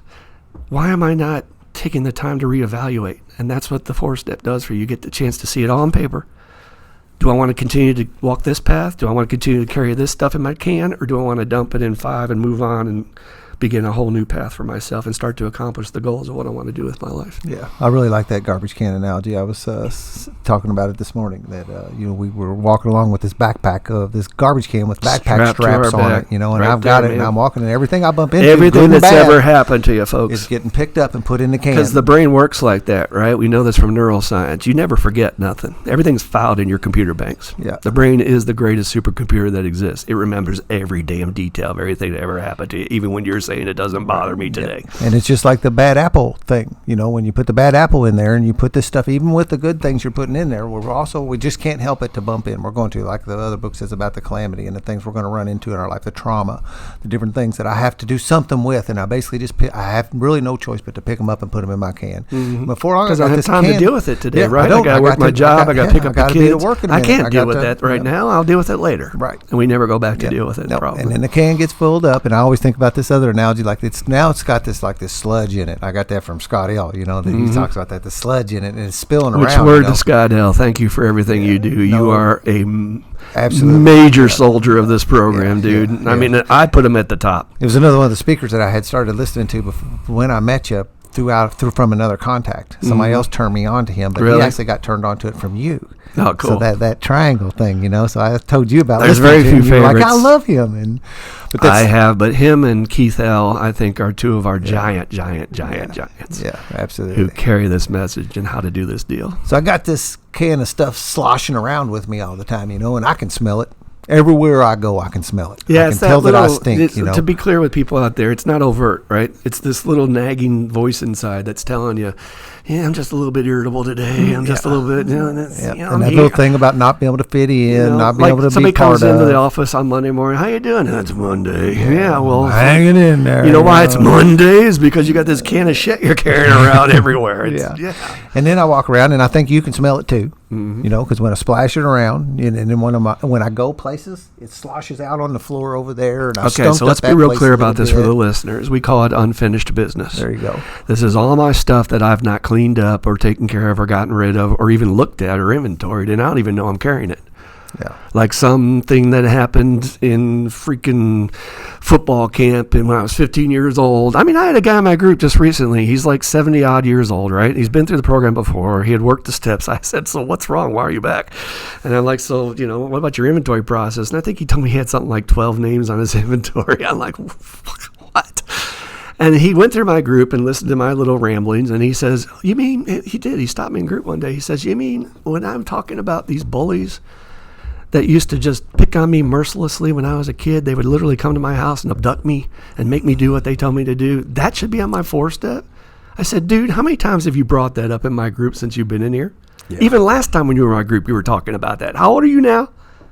And he goes, well, I'm just talking. Yeah, that's the point. Yeah. If it comes out of your mouth, you ain't done with it yet. It's unfinished business. Yeah. It still bugs the crap out of you, and your ego is telling you, oh, no, that's silly. Yeah. I'm a man now. Come on, why man. would I Get be over worried that. about something that happened to me at 12 years old? He even had a story where he met one of those guys in a bar later, and he popped them. Yeah. So he had his little moment of victory, and yet he was still not free. He that. said he felt great after popping them, but it didn't last, right? Yeah. Still bugged him what they did to him when he was 12. Yeah. That's the same thing about those, that was what was happening when I was bullied at the basketball court and not being allowed to leave. Maybe not physically forced, but yeah. So, and the other thing we tell each other is that stuff happens to everybody. And it doesn't get over it. Yeah. I should just, hell, that's just life. Shit happens. Well, okay, so let's talk about that aspect. When we're talking about finding my truth, we all, as human beings, understand the concept that everybody has a different physical pain tolerance, right? Some people, like for instance, I was a kid, I had allergy shots every 2 weeks or twice a week, literally living in the Ohio Valley here. Anybody that lives here understands. And so needles, no big deal. Stick me all night long. I don't give. I still go today when they do infusions. They say, "Oh, here comes the hit." I'm like, "Whatever, just stick me up." And then you show another person a needle and they faint. Right. Right. Different pain tolerances, different. But we also have different emotional tolerances. So two people can go through the same exact experience and have a totally different result. We know this from our soldiers, from being in battle, PTSD. Two soldiers can be there for the same exact blast event, same exact trauma. And one comes out completely destroyed for the rest of their life, and the other one has a brain that doesn't react that way, right? Yep. It's not in our power. It's just part of genetics, right? So when we're saying, well, just get over it, everybody goes through that. Yeah, but I went through that. Yeah. And to me, this was my truth, right? And you talked about in the story with Nick. We're not trying to indict anybody because that's futile. We're not trying to blame people, right? Don't misunderstand. Blaming your parents or blaming anybody doesn't get you anywhere. It gets you to a bar real fast. Yeah. Gets you to a dope man's house real fast with resentment. What we're trying to do is, what was my experience in that system? What was my real truth that I've been denying to myself? How did I feel growing up in a family where they didn't listen to me, where I was sort of the lost child and they just sort of in the background, or in a family where I had to deal with an alcoholic father who didn't know what kind of mood he was going to come home in. Yeah, everybody goes through that, right? Yeah. Now, what was my experience? And could that possibly be playing that fear? I'll just use one example, that fear of apprehension, not knowing what to expect. How could that be playing some role in my worldview today? That now I'm fearing that out of nowhere, I'm going to go there, here we go. Some brown person is going to come across the border and steal my job because I got this fear that my security is going to be taken out from under me that's actually related to my alcoholic father, and not knowing whether or not we were going to be living in that house because dad might lose his job again. Yeah. Literally, those roots go deep. Yep. And then the events that happen today are just triggers. Whatever happens in the news today, that's a trigger, but it can't, like I said earlier about hitting the bullseye, it can't affect you unless there's already some sort of bullseye inside you, embedded in you to hit. And unless I see those things, or as Bill Wilson calls it, the causes and conditions, Right. I'm doomed to repeat them for the rest of my life. Yeah. And how easy is it for us to see in our friends? It's like, well, you need to work on this, or you need to change this. Yeah, right. We can see it in everybody else real quick, you know. But I'm fine, I don't need to work on nothing myself. That's exactly the same thing that goes on when we talk about people with this book here, and when we say, like, present it to somebody and they know somebody needs it. You know, not me. I don't need it, but I do know somebody. So let's get this clear, man. You're only cheating yourself. To me, I feel so sorry for the world. I really do. The general reaction I've experienced over the years when you tell people in your recovery, there's actually people who will go, "Oh, I'm so sorry." Yeah. And I look at them and I'm like, no, really, actually, I'm sorry for you motherfuckers, because you don't have the solution in your life, and you guys are running around like scared rabbits out there, and you don't even know what's wrong with you. You don't. You have no clue what's even wrong with you. We're so lucky to have this deal, man. It certainly is a blessing. I did used to look at my disease or the alcoholism, the bottom, as a curse, and really today, absolutely, without question, it was the without biggest that blessing dark I've ever night of the experienced. soul for every person throughout history, nobody grows. Right. All of our teachers, every single one, whether it's the Buddha going out and learning about suffering, whether it's Apostle Paul falling off his horse, and we still don't know whether that was the drink or the woman or what the hell he was doing that was supposed to be a sin, so supposedly. His moment of crisis, his dark night of the soul, where he turned to something else and said, "Help me!" And I don't know what's going to take for you folks out there, but you're going to have some sort of experience. No human being gets through this thing called life without these experiences. You might lose a child to an illness. You might have an economic downturn and lose your freaking 401k and be out of your house. Something's going to happen where you're going to have to seek other help. Yeah. And if it hasn't happened to you, beware. It might be coming. I do joke, around about there seems to be these certain people that do seem to slide by. I don't quite understand. I don't get it, but it's That's it's hard a very minority. Maybe it's just I getting feel you. covered I over feel you. real I mean, good. I'll say that. I'll agree with you. But then again, we don't know what's going on behind their head, in their soul, and behind closed doors. Yeah. We, unfortunately, in America, we judge people by the appearances, right? Right. So you're driving a nice car, your lawn looks well manicured and all that. We don't know what's going on in their real life. Yeah, and that's where I was going to, is that everybody has to some level some of this stuff underlying, and the more that I walk down this path and be exposed to people through like fifth steps and things like that, and hearing other people's stories. Oh my God, aren't they all the stuff. same, these fifth steps? Yep, they are generally all the same, and everybody has these things underneath of them, so now, to some extent, and then not to mention that I have a support group and people who are willing to share their true stuff with each other, so it's not just the intimacy of the fifth step where I'm hearing these things. I'm hearing them just from you and me and our buddies, and people are talking that all this stuff is underneath of there, so now when I see somebody else and I see them hurting, I'm going, what is under there? What is under there? And that's what these tools do, is help somebody get to what that pattern of what we've been doing, and while we're in this rut. Another little joke I like to hear is that, when you're in a rut, the best thing about being in a rut is that somebody was there before. Because there's not a rut without others passing by before. Marion, my spiritual teacher, said the only difference between a rut and a grave is the depth of it. Yeah. Yep. Because you can get stuck in a rut. So after that process, to sum it up real quick, you write this stuff on paper. Best you can, you puke it out, you don't analyze. Great instructions on how to do it in here. The exact manual. Detail, man. Do that, one step at a time. Do that. Read this, do this, come back to the book in a little while. Yeah. When you're done with that, come back and start here again.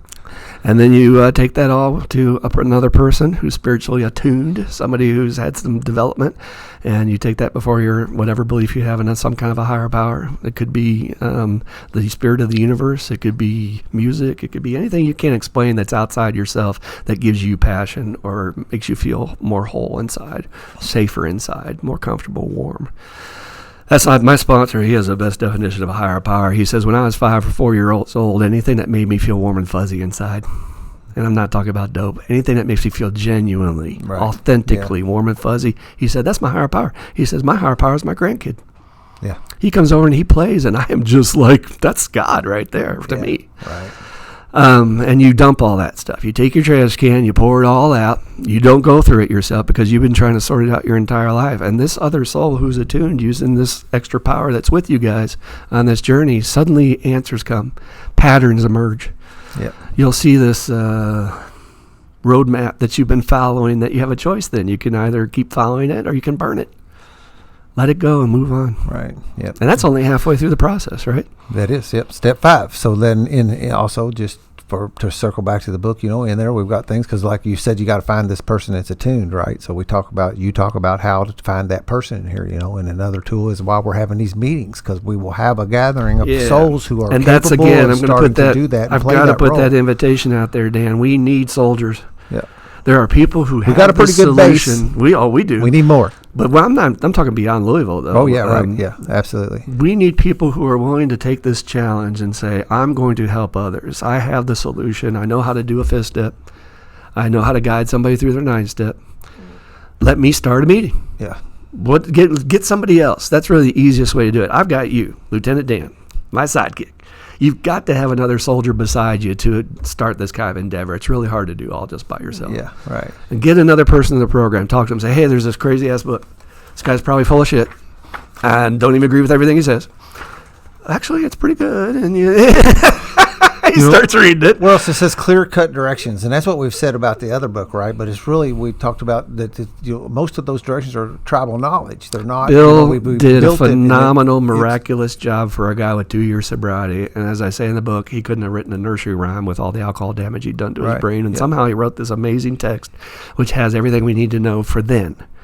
Now we have this wisdom over 80 plus years that these other guys have said, when you're in the trenches doing the work, we have found if you do it this way, you get the better result. Yeah. Here's the good way to do it. If you do it this way, you'll get an okay result. And I did the steps really half-assed when I first started, and I got a fairly good, happy, joyous, and free. But I didn't get this, that 8-cylinder Hemi engine stuff. And that's what's exciting for me. And I'm just going to say this to you. You've got sponsees that you started out on this deeper level stuff. Right. You're taking them through the steps. Yep. The book wasn't even out yet, guys, but he's using the tribal knowledge that I imparted onto him. Exactly. And these guys have 4 or 6 months, and they're walking into meetings, and people are like, you seem like you've got 10, 20 years. Yeah. Because of this advanced level, deeper level recovery. Yeah. And by the way, we haven't even talked about that definition of recovery. And even as I was writing this book, I didn't even know really what it meant. I thought I knew what it meant. And for some reason, I started sticking my head in the dictionary a lot when I was writing the book, go figure. And I said, gee, I never looked up the word recovery. What the hell does even recovery mean? And I looked it up, and I love the definition. It says to go back and reclaim that which has been lost. Or stolen. Reclaim, not regain. Yeah. Reclaim, saying, I want this. Yep.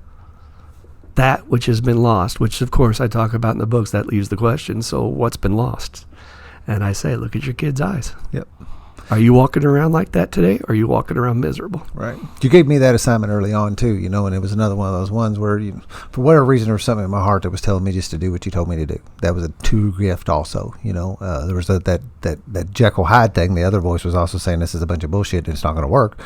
But I had a gift where I went home and opened up a photo album my mother had given me, and it was chronological. So it started with baby pictures of the kind of baby pictures in the hospital baby picture, and it went through to a first birthday and on and on and on up until whenever I think it's ended someplace in my late teens, early 20s, And I started at the back of that photo album and started turning the pages backwards, and I could see but I really didn't notice that until I got to the page where the lights were on in the kid's eye, and I remember flipping it back and forth. I could turn the page like a flip thing, and I could see the difference in between these two kids, from the eyes being lit up and a sparkle in them to a darkness. And I also know there was an event in my life around that same part of time. Today I know that. Sure. When I saw that picture, I didn't know. I couldn't. Not really only do you know it, either. but you've given it the credence it deserves. That's what I talk about my truth. You've honored it. Yes, this is what happened to my kid. And I am going to go back and reclaim him. I'm going to go save him. Nobody else in my life did that. Yeah. Who else in our lives cared that much?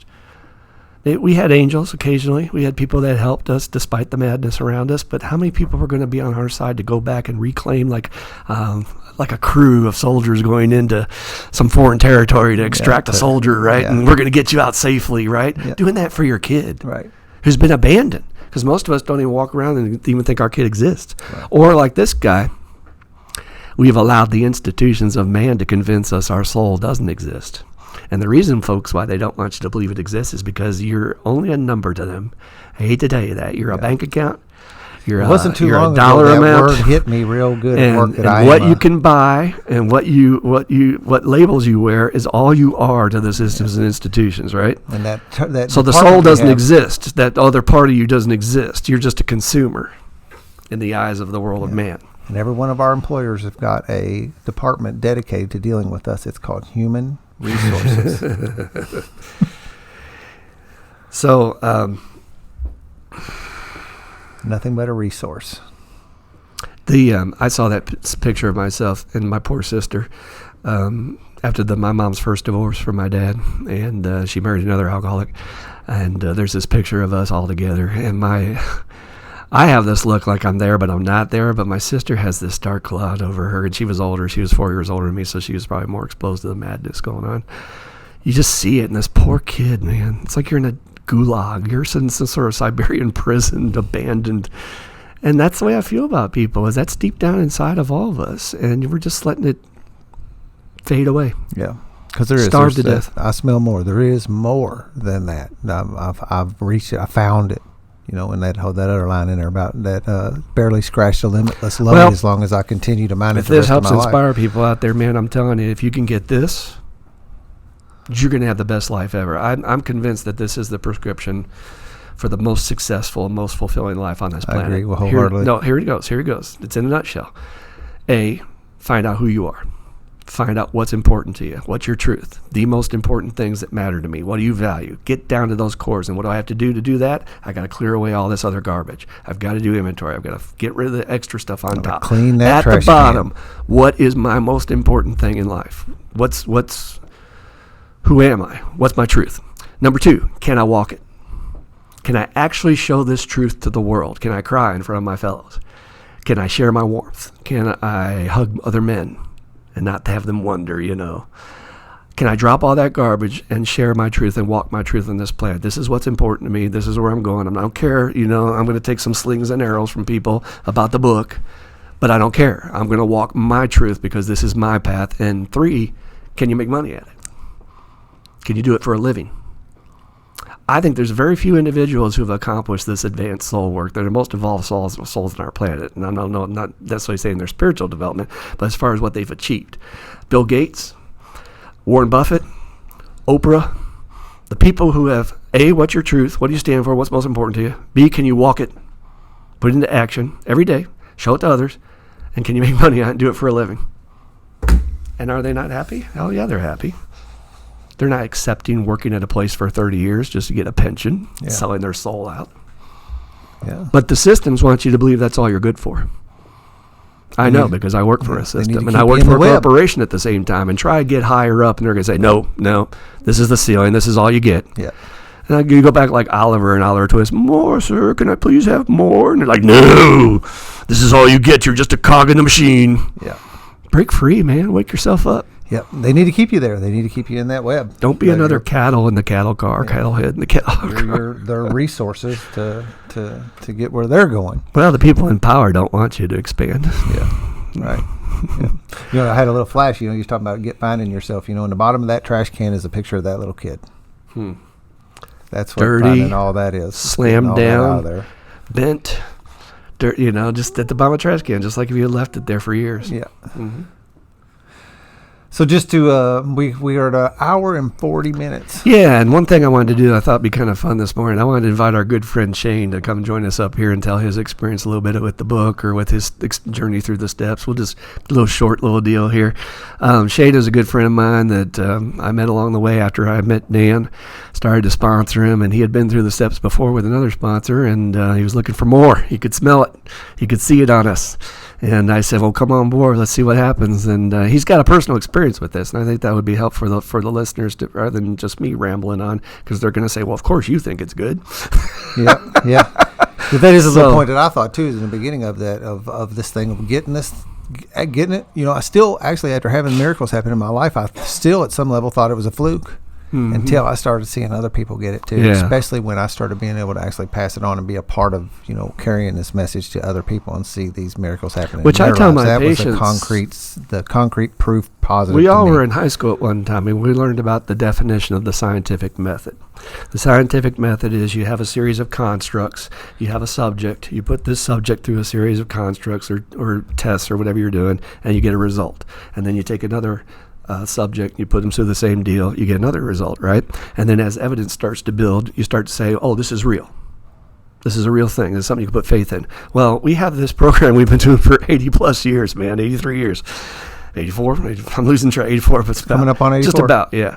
And we take all these lab rats. These are lab rats from every country, every language, every culture, every background. These are totally different lab rats. I mean, these are not all the same lab rats. Yeah. And we put it through the same construct, though, which is the 12 steps. Go through this process. Do the entire process. See what happens. And when you come out, we have this change in them, all positive, phenomenal, miraculous, and it happens every time to every single one of them. Yeah. So when my patients ask me that silly shit about, I've been on the internet, what are the statistics for alcoholics and addicts making it? And I tell them 100%.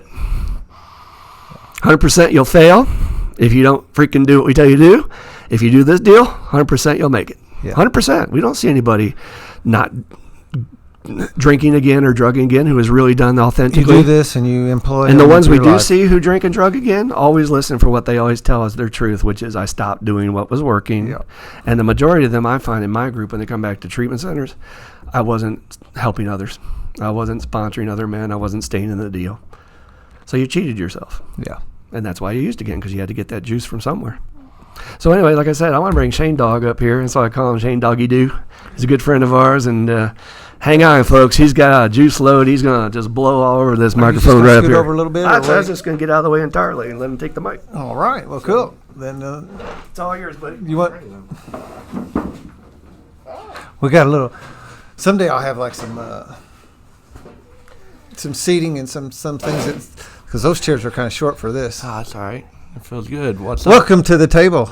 Yeah. Just to say that I had just finished working on a brand new table. It just come about. And, Awesome it's going to be table. my it's a solid piece of mahogany I've been carrying around for 20 years, and now we're sitting over top of it doing this crazy stuff. We're recording the podcast have to do with a brand new movement afoot. Spilling the juice all over it right off the bat. And I feel the energy in it. I can too. It's funny how it all came about at this time, in this moment in your life. You've had this piece of wood for 20 years, and look what you manifested it into. Yeah, today. just in the last couple of weeks, somebody was over here helping me, and I saw it sitting over against the wall, and I said, Mike, help me get that out. And then just a few weeks later, here it is. Yeah, it's amazing. I couldn't wait to see it. I'd seen pictures of it, but I knew it'd be something different when I saw it in person. You know what I mean? So tell me just throw some juice on us, man. What's happened? Man, Now we have heard y'all have heard Shane too. His stories out there. So if you get a little piece of this today, you can go to Spiritual Underground Podcast and you can listen to a number of our people who have been through this process and are those proof positive results that Christopher was just talking about. Tell their stories about how they came to this brand new way of life and got this freedom we talk about today. So Shane's stories is out there. So I'd encourage you to go listen to it. yeah, thank you, man. Yeah, it's a lot of the stuff I'm going to say. I'm going to kind of break it down to when I first came into treatment. My second day in treatment was when I had somewhat of an epiphany, if you will. Something called me to Christopher. I was sitting in his group, and he was talking, and he said something about his book. Didn't know what it was about, nothing at all. And some of that moment, my higher power, told me that I was supposed to be part of his book somehow, some way. I had no clue what it was about. But at that moment, 2 days in recovery, something told me I was supposed to be part of this. And I see the results of that today. Yeah. It's totally changed my life in a way I could never have imagined. I get all emotional about it because I'm it's touching, living the yeah. best life I could possibly live today. My wife and I were out to dinner last night, and this is just to prove that this stuff is working. And we were with some friends that I hadn't seen in like a year, and my wife started talking about me and where I am today compared to what I used to be. She said, there's 3 Shanes that I know. She said, there's a Shane I fell in love with, the happy Shane I fell in love with. Then there's the addicted Shane that was just a shell of a person that wasn't there anymore. And then there's this Shane. 100 times different from what I ever knew him to be. Yeah. And happy. The happiness level, is 100 times happier than it ever was. I'm still learning about him, is what she said. And I said, I'm still learning about myself, which I am. And it's amazing that I'm still learning about myself, but I opened myself up to this because of this book. This book helped me open up myself to realize who the hell I am. Because I was just being what everybody else wanted me to be. But now I'm me today. And it's amazing. I'd asked Christopher to be my sponsor the second day in the Brook because I wanted what he had immediately. Yeah. And a little conflict of interest there. Yeah, and he said he couldn't because of conflict of interest, and I said okay, and but I still wanted what he had, so I stuck by him. I came back for our aftercare things every Thursday, no matter what. Which you still do. Still do that today after 2 years and 4 months. I still do that every Thursday, no matter what, unless I'm out of town. And then I found he had mentioned the Spiritual Underground to me one day. He asked me where I went on Tuesday nights, and he knew where I went on Tuesday nights. That's what threw me at first, because he had told me about this meeting that I'd been going to. And he said, well, you ought to check this one out, Spiritual Underground. I said, all right, I'll do it. And at first I didn't, and a couple weeks later, I think he mentioned it again. I was like, all right, I'll check it out, and came in that night, and there he was there. And that's the night I met you. Yeah. You were the first person I met at Spiritual Underground. And when I walked in, I also wanted what you had, and I didn't even know what you had yet, just by your eyes, like Christopher said. We locked eyes, and we had a spiritual connection from the moment I freaking met you, bro. Yep, we sure did. I saw you in there, and I do have a thing for people when I see them. There's part of my recovery is that when I see somebody in that meeting that I haven't seen before, I know it. Mm-hmm. I go up and ask you if you've been here before. I've even had some people tell me that they've been there before. Mm-hmm. No, you haven't. Maybe 4 years plus ago, maybe, but you haven't been in there since I've been. Now, I have missed a couple meetings, so there could be a chance that person floated in on those nights. But back to the point, I saw you and immediately knew that, I need to know you in a sense, that deal where you just have a connection. So we've been able to do this. We're sponsee brothers. Yes, sir. Kind of this march and this being on this ground floor of this thing, and I think that's probably what lured you, was that knowing, even though, like we said, we don't really know, Didn't know why. But there's something to look. I can look in the rear view mirror and see that stuff today. I said that, and I think maybe in the last podcast was as I move forward in recovery. Also, the clarity I gain moving forward also clears up a lot of what's behind me. I can see that more clearly also. And so like those times, when we hugged that night, because I can still remember that, like you said, the stuff that goes in us and everything. I remember these. That's one other thing about recovery is you freaking get to remember shit. That's so. Just and you've done this before a little bit, so I don't want to just go into like a complete story thing. But the fact of the matter is that you did the steps and you got free to a certain level. Yeah, I did the steps with my first sponsor, and I'd already wanted more. I wanted more than what he had. And then Christopher, about almost my year mark, about 11-month mark, I'd asked him again around the 6-month mark, and we both prayed on it about sponsoring me, and we both came back with the same conclusion, which was pretty cool, that it wasn't time, and then around the 11th-month mark, he came to me and talked to me about it, and I said, yeah, let's do it, and he started telling me what to do. I was like, well, you know what, let's wait till after my birthday. I said, on my birthday, I want my sponsor to give me the honor of, give him the honor of giving my 1-year token. He saved my life. Right. So he said, that's very admirable, so we'll do that. So like a week prior, I got to sit with my sponsor at that time and tell him what my plans were about growing and wanting more. And he thought it was amazing, And I told him on my year, Christopher's going to become my sponsor. And he's like, that's awesome. Yeah. Which was really cool that he wanted to see me grow more too. That's another the way this thing's supposed to be. That's another Scott L. thing is, he says one of those things is he wants his sponsees to outgrow him. Me, yeah. That is really the biggest compliment you could give me is to continue on that trajectory and need more teaching. Yep. Then I've done my job. Yep. And so the 1 year started, and Christopher started sponsoring me. And he started giving me a chapter a week. That was manila envelopes you were talking about. Yeah, the drug deals in the parking lot kind of deal. Yeah. And I couldn't wait for every Tuesday night to get the next chapter. I would go home and start reading it that night. As soon as I got home, my wife was like, "What are you doing?" Like, "I'm going to read," And she was usually almost already in bed anyway, so I'd read as long as I could until I got too tired and I'd go to bed. But I'm a very slow reader. But every week he would give me more and more, and I started working the steps with him in optimal recovery. Yeah. I don't see how I can be more free today. If there's a way, I don't know how. Yeah. I keep on saying that too, but I keep on peeking around every corner, man, and finding something else around the corner. There's always more, but it is. How can there be more than this? Yeah, but I get it. Yeah, it's like, man, because I won't settle. I'm not going to, because I know today that I don't have to do that. That I am my only limitation. But if this was it. Yeah. Damn, it's a lot. Yeah. He broke down the steps so perfect, in my opinion. Yeah. For me, it was just like, it made it exciting. Like, I couldn't wait to do the next step, the next step. Read more, do the work, and free myself of the bullshit that I've been putting on my whole life, And today I feel free. I'm completely free. I feel like I'm floating. I mean, literally floating on this juice. Yeah. And because when I went through with Christopher the first time around, when I went, this stuff wasn't in writing accessible to me anyway, and so it was all a part of, like, some of it was like, where's this at? I want to see where this is written. Exactly. Like I needed like some proof that it needed to have some substantiation or some shit for it to work. If it wasn't in writing.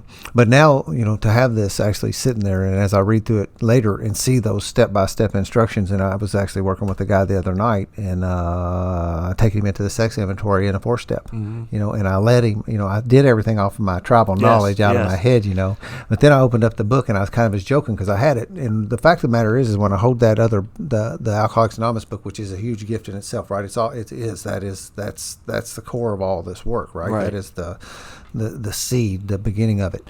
But like I said, here's what we're working out of is this book. But what I'm giving you is this book, and I had Christopher's book in my other hand, So I opened it up and I read it, And the fact is that although I did pass along those instructions pretty damn well, there was a couple of things that still, because it's so deep that I said, oh yeah, here, this and this I had not given you. So now it's in writing, right? And it's not a matter of missing these important points that are in here, because there are so many.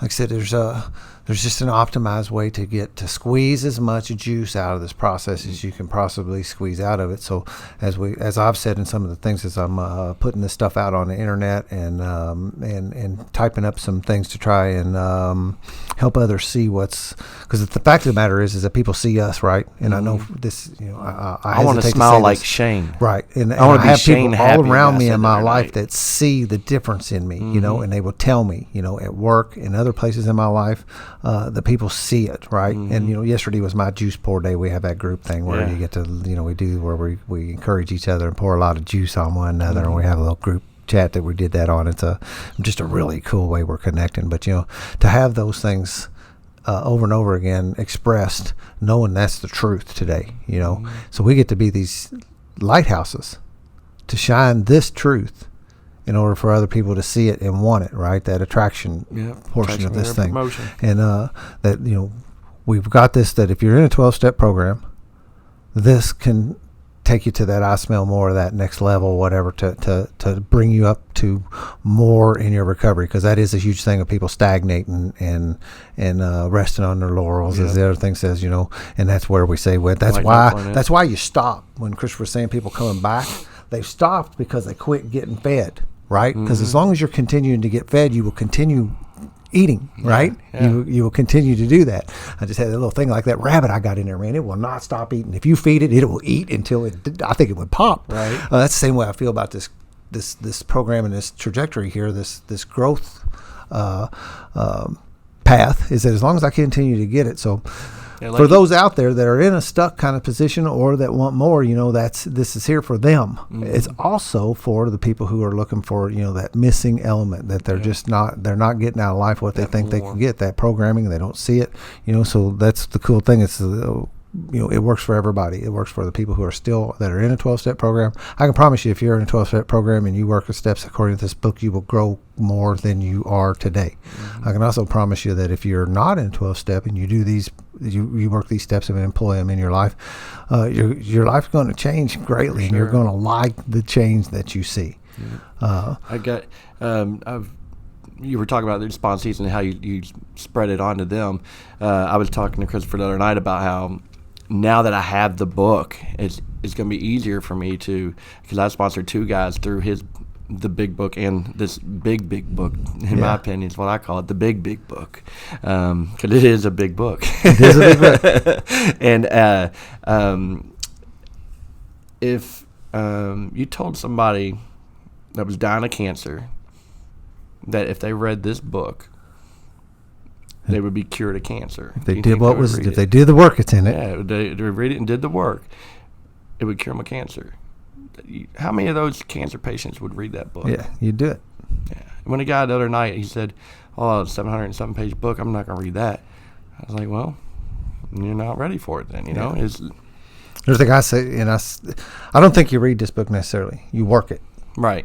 There's instructions in it. You're not going to. It's not to sit down and read tonight to take a vacation and just for read me, it. it's not a because you're really not going to get that much. I mean, you will get something out of reading it, certainly, but you get what you get out. Where the power is doing the work behind the steps. That's where the actual power is. So we work this thing. So you're not like sitting down trying to read a 700-page book. Yeah. That's not the goal. The goal is the same as everything else. I mean, it's basically the same principles we use every day. It's a textbook. One day at a time. It's one thing at a time. It's how you eat elephant. One bite at a time. We just walk down it and march down that work, and your life will change beyond your understanding. Everybody says if we would have wrote a script, we'd have sold ourselves short. That's a common thing everybody says, and we know that to be the truth. Like you said, having those manila envelopes and just the knowledge that we were able to remember from reading that stuff, and passing that on to the guys, and get 4 or 5 months sober, and these people are saying how many years you got. It's amazing to watch that. I love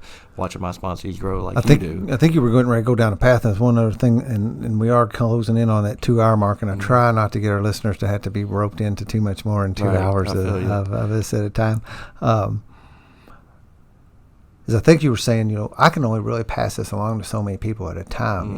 It takes a tremendous amount of energy to do that through the tribal knowledge pathway, But with a book, I can now pass it along to you, and I think I can actually do more work, right? Yes. I think I can actually sponsor more people effectively. Yes. I personally can. Now. I found that I can only do 2 at a time effectively, and really give them what's there.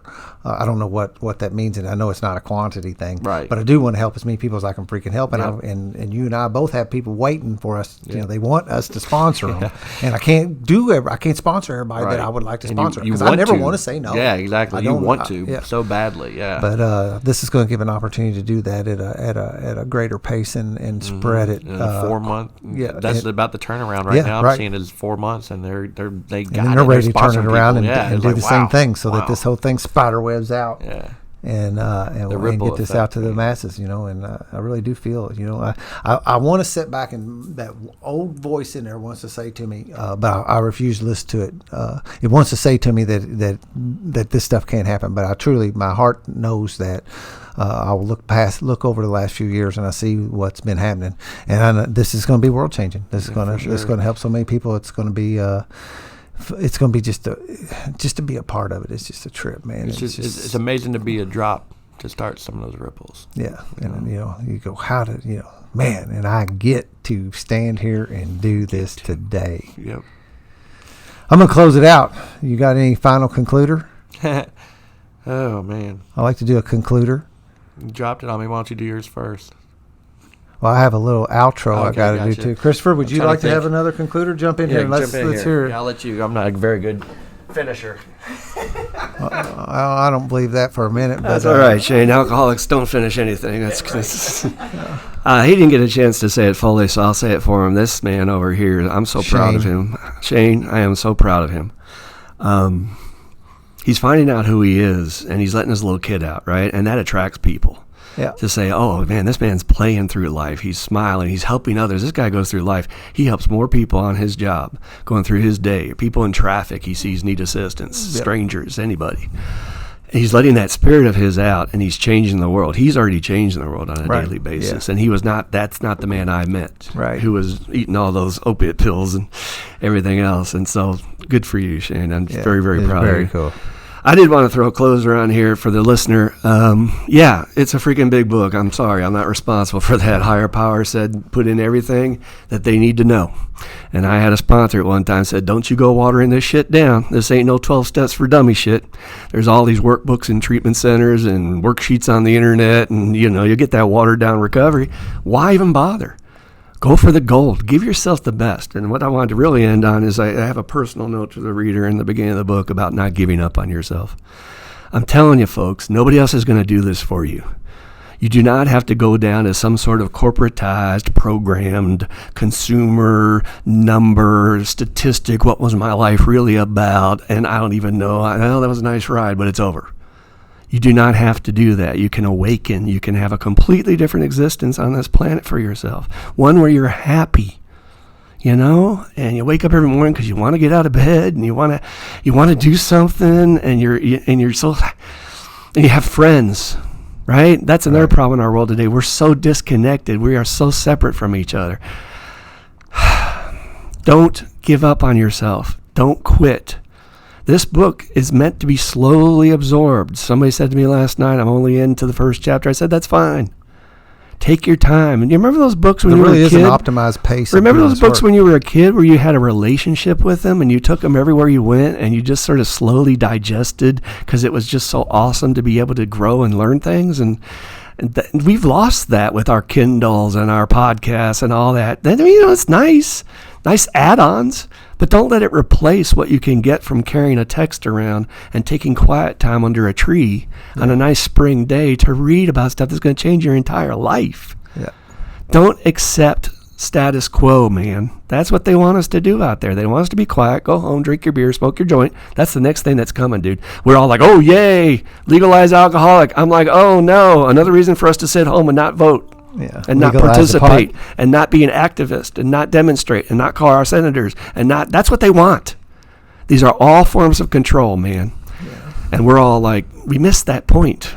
When you know your truth and you have your voice, you become a very dangerous element to the powers that be. Yep. Yeah. And I'm telling you, anyone that's listening out there, you have a voice. You've had it since the beginning. It's the original you. And these motherfuckers have stolen it from you. Right. Yeah. Take it back. Do not accept that. It's another phrase of this is finding your voice. That's another you've heard. Well, that's a thing that's being tossed around. If you'll listen, that inner voice is talking to you already. That little kid's saying, "Come back." Yeah. Yep. I want you to. I miss you.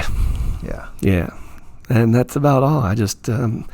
My goal in writing this, in case anybody wonders about my motives, is I just want to help others. And I'm imperfect. I'm a human being, and I have ego too, like anybody else. But the bottom line is I'm really worried about our planet, and I'm really worried about us as a species. And this book makes that very clear. If we do not change spiritually, I call it individual, personal, spiritual transformation. Me, myself, I have to change. If we don't start doing this, we're not going to make it. We are not going to change our ways. Things are already in motion that seem too big to turn around. Yeah. But if I will change myself, and I'll end on this. If you ever saw an alcoholic come crawling into the doors of Alcoholics Anonymous at their bottom, scraping in, completely absorbed by self-centeredness and ego and pain and resentment and not wanting anything else but the pain to stop. That's all I care about. Just get this pain off of me. I will do anything you say just to get this pain or this jail sentence off me or this medical issue out of my life. Just whatever it takes. That's all I want, right? They come in here, they do this process, and suddenly they turn into these beings that care about their fellow man. They care about making a difference. They care about having a purpose on this planet. They care about whether or not my life has meaning. They change. They transform. And you don't think that's going to change our world? We have alcoholics who are sober today who are making a difference out there, that without that element, the world would be different. Yeah. But because of Dan getting sober and Shane getting sober and changing for his family and for his kids and providing his kids a whole different way to approach life, that's how you change the world, folks. It's not too late. I mean, I'm an eternal optimist. I do think there's opportunities, but we better get with the program, so to speak, before it's too late. I really appreciate you having me on here, Dan. It's been a blast, and I've been waiting for this. I knew this was why I was standing here today. That clarity backwards. That's what I said. I knew this is why I was doing this now. I know where I have some vision to where things are going and why more will be revealed. Exactly. Yeah. So one thing is that people are going to want to know where to get this information. One of the things I've started already is a Facebook page. It's called 12 Step Spiritual Recovery. You can find it on there. If you just look on Facebook, you can find it. It has a picture of the cover of the book on there as a page. We start meetings. As we said, this is February the 23rd. Today, 2019, is the date of this podcast, and so March the 14th in Louisville, Kentucky, we're starting the first meeting, and we're going to try to start this thing. I'm going to start one in Southern Indiana also.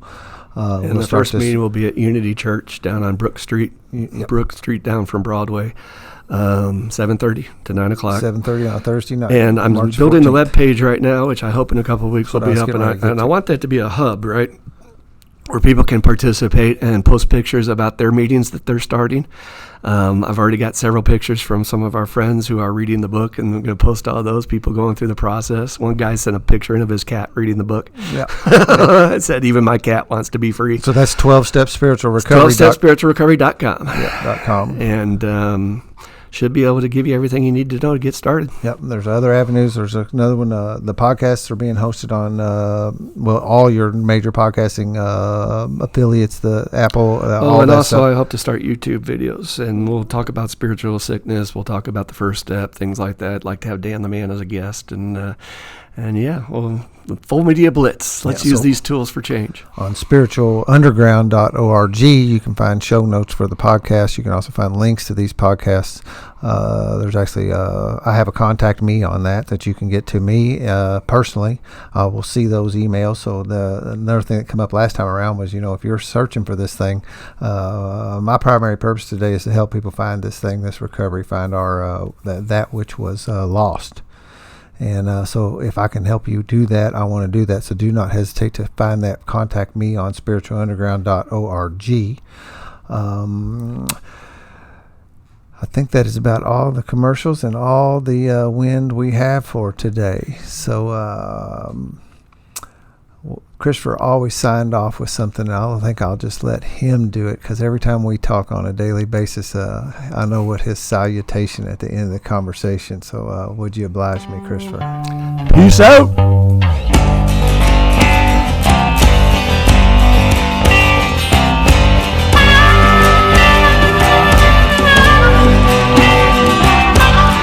All your life and even before you knew you were meant for something much more than this broken world they pushed on you.